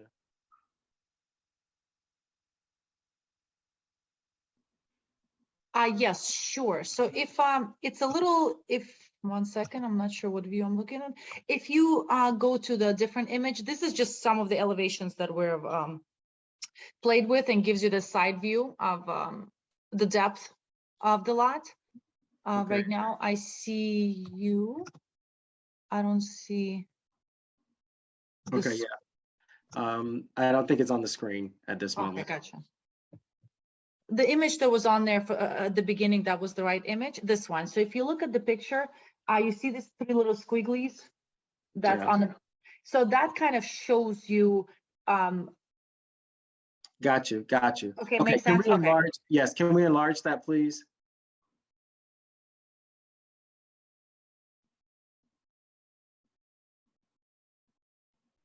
Keep going. It's the stuff at the bottom that I'm interested in. Okay, right there. So looking at those images on the bottom, what you refer to as squigglies, right? Yes. Fairburn Road is to the right of the squigglies, is that correct? That's correct. Okay, and then to the left of the squigglies would be headed toward the stream, correct? That is correct. Okay, so the top of the properties, some of them would barely, they would sort of be below the road line, correct? That's correct. That's the cool part about it, yes. Okay, great. And you also talked about outdoor as a part of your development, and I think that I can see how that's achievable. So approximately 7 acres, you would footprint about 3.5 of those acres, giving the residents some outdoor space on the rooftop, correct? That is correct. Okay, all right. Okay. And the building materials, I saw some images of, I guess, proposed elevations and renderings. So are those sort of close to your direction for this project in terms of your vision? So this is one of 3 that we developed. It's the style, yes. We are going with the rooftop option. So the roof line will be there will be squared roof lines. And if this is approved based on what is requested of me, we may be using all 3 in order to create the diversity of the product. Okay, got you. And in the conditions, there were some building materials that were listed: stone, stucco, glass, brick, all of those things. Those things are also already a part of sort of your aesthetic. Is that correct? That is correct. Yes, absolutely. All right. And what would you say is different about what you're proposing today versus what you had proposed previously? Sure. So previously, we did not have a complete packet. I believe that I've created a good visual, which we did not have before. We also picked up a little bit on newer technology. So while we're always going to be green, always going to create green spaces, the glass that I was referring to, the reflective glass, it's not that it's new, it's just becoming more affordable and used most in US. So that would be a new element that we would add, as well as the water retention tank, which I actually developed with a European company. And they've picked that specific element for the region, which I thought was very interesting because of the amount of rain that we get. So one of the best ways, everybody wants to put solar, but if you're in the trees, solar doesn't do much. So there's companies that specialize in figuring out where you are and which product to use that would actually be the most efficient and the most, and it ultimately saves you on the cost as you start getting your utility bills. So the water, that holding tank is something I'm actually very passionate about. And I've also designed this outdoor mingling space on the left side of the project where we have a very, that we have a really steep elevation that to cut into it and create like a green theater. And I would love to work with city on that to actually have a community sector outside of the trails that you see near the creek. So you would have a lot of, there's more outdoor spaces. There is actual buildable area. Okay. All right. And if, Thank- I'm sorry, may I add one more, Mr. Atkins? I just want you to know, near the stream buffer and the community behind us, nobody can build on that ever. So that actually creates another really cool, sorry, I keep using the word. It creates a very, very serene element which can never be taken away. Right, correct, because it is within the stream buffer. Yes, got that. Okay, well, thank you. So those are the questions. What I want to say, there are a couple of things that I will say, and then I'll wrap up my comments. I appreciate your presentation, and it is, in fact, more thought out than the previous one, and it gives us, as commissioners, as this body, more to work with, to consider as we deliberate your case. I also want to talk about the amount of tree coverage that it seems that this development plans to keep. And the reason I wanted to look at the section is because I wanted to see how the nature is really sort of integrated into the built environment. And so with my architecture background, this is very Frank Lloyd Wright-esque. It is almost very Falling Water type building structures, sort of out of the natural habitat. And so I appreciate that about the design aesthetic and the approach for the project. The other thing that I will say, and this is mainly for the record, for all of the years that I have worked in housing, and I think that people should be able to live in dignity. And I also believe that we should not correlate density with crime. As someone with an architecture background, a real estate background, someone who's worked in housing, those things are occupied by people. And people choose, in many instances, the type of residential structures in which they would like to live. I don't think that it is a clear, it is a clear correlation that because they live in those structures that automatically crime will come. We have people who live in mega mansions that have their homes raided by the FBI, and some of them will even say they can walk down certain streets and shoot people and nothing will happen. So for the record, I would like to say that. I am also a proponent for density when it is appropriate, because what I do know in the previous years and in the years that I've worked in the housing industry, that if we want certain amenities for areas, you must have people and you must have disposable incomes. And oftentimes that does come with density. And I do appreciate that of the nearly 7 acres, I think you said is 6.96 acres here, that your proposed development would take up about 3.5, which leaves about half of the property undisturbed. And of course, a part of that is due to the stream buffer. The other piece is that I'll just stop there, because there are a lot of other things that I could say about the development, but I was happy to see the presentation today versus what we had seen previously. And so I appreciate that. Are there any other comments, questions, or concerns from the body, from the commissioners? I have one, Mr. Chairman. Okay, Commissioner Bryant. Yes, my concern is, did the people meet with the community? I'm a community person, and I want to know, did they meet with the community organization around that property? Because anytime you put anything new in anywhere in a neighborhood, it seems to me they should meet with the neighborhood people. And I want to know, did they meet with the neighborhood people at all? Okay, thank you for that question, Commissioner Bryant.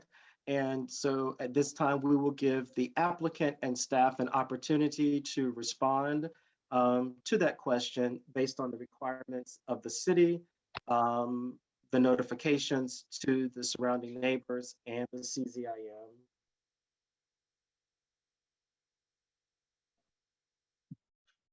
Mr. Chair, the applicant did send out postcards to the surrounding communities as well as the neighborhood associations. I'm unaware if they met personally with the neighborhood associations, but they did meet the requirement of sending the postcards to them. And they did have 4 people at the CZIM. I do not believe any of the applicants who were at the CZIM are here today. All right. And the applicant, Ms. Arena, is there anything that you would like to add to that? Sure. So I'm very familiar with Mr. Allen. We have spoken before. So we have, I've also, if you look at my team, I've also made sure that I've hired advisors that are actually understand the community, that watched it develop. And there's significant amount of thought that we are create a really diverse team where we have a little bit of the old, a little bit of the new, a little bit of traditional, a little bit of modern, so we can actually bridge the gap. And I think I did a pretty good job with that. So yes, I have, I believe that I have made appropriate effort as far as the outreach goes. Commissioner Bryant, does that answer your question? You still have the floor. Yeah. Yes. Okay. All right, thank you so very much for your question. All right, any other comments, questions, or concerns? Okay, commissioners, there is a motion on the floor. The motion made by Commissioner Miller, seconded by Commissioner Presley. And that motion is to recommend approval with the conditions as stated by staff. All in favor sound aye. Aye. Aye. Aye. All opposed sound nay. Nay. Okay, that is 1 nay. That is Commissioner Joseph Fields, correct? Yes. Okay. The motion carries, the ayes have it. This body recommends approval with the conditions as stated by staff. Okay. Our next agenda item would be announcements. Director Smith, do you have any announcements that's good for the body?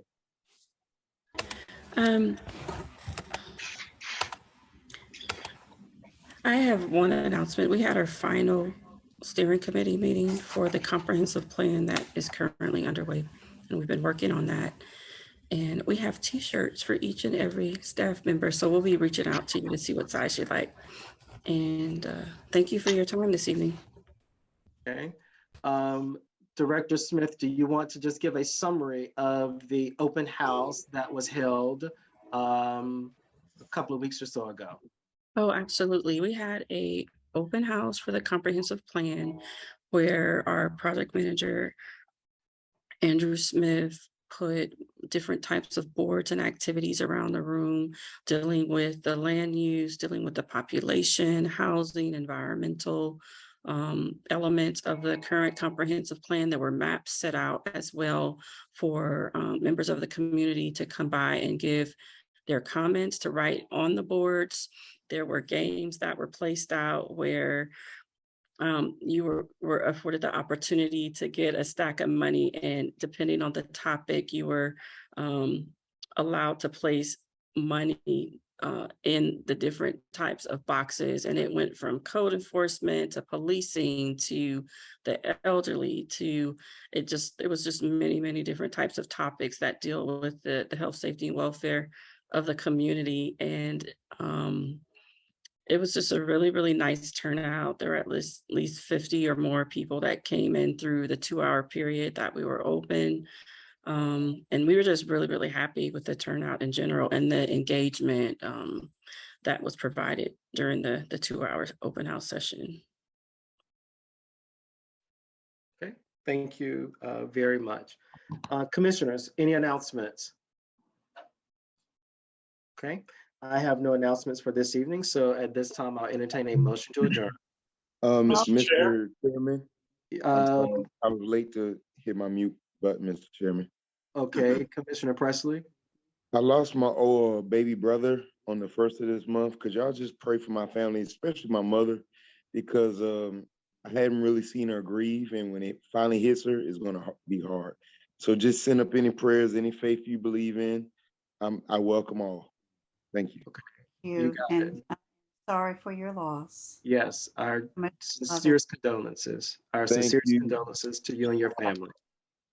Just wear your seatbelts and love on your family. Thank y'all. Yes. Thank you. Yes. Okay. With that, commissioners, I will entertain a motion to adjourn. Mr. Chairman, Motion to adjourn. Commissioner, entertaining a motion to adjourn. okay, is there a second? Second. It's been moved by Commissioner Bryant, seconded by Commissioner McKnight, that we adjourn our regularly scheduled September meeting. All in favor, sound aye. Aye. All opposed, sound nay. Hearing none, the ayes have it. The meeting is adjourned. Thank you, everyone, for all of your work this evening. It was a marathon meeting, but thank you so very much. Commissioner Thank Preston, you. we're thinking about you and your family. Good night. Hey, thank you. Pray, Good night. Right, yes, Send prayers good for love you. with your family. Good night, Yes. everyone. Yes. Night. Good night. Prayers for you and your family. Thank you, sir. Night, night.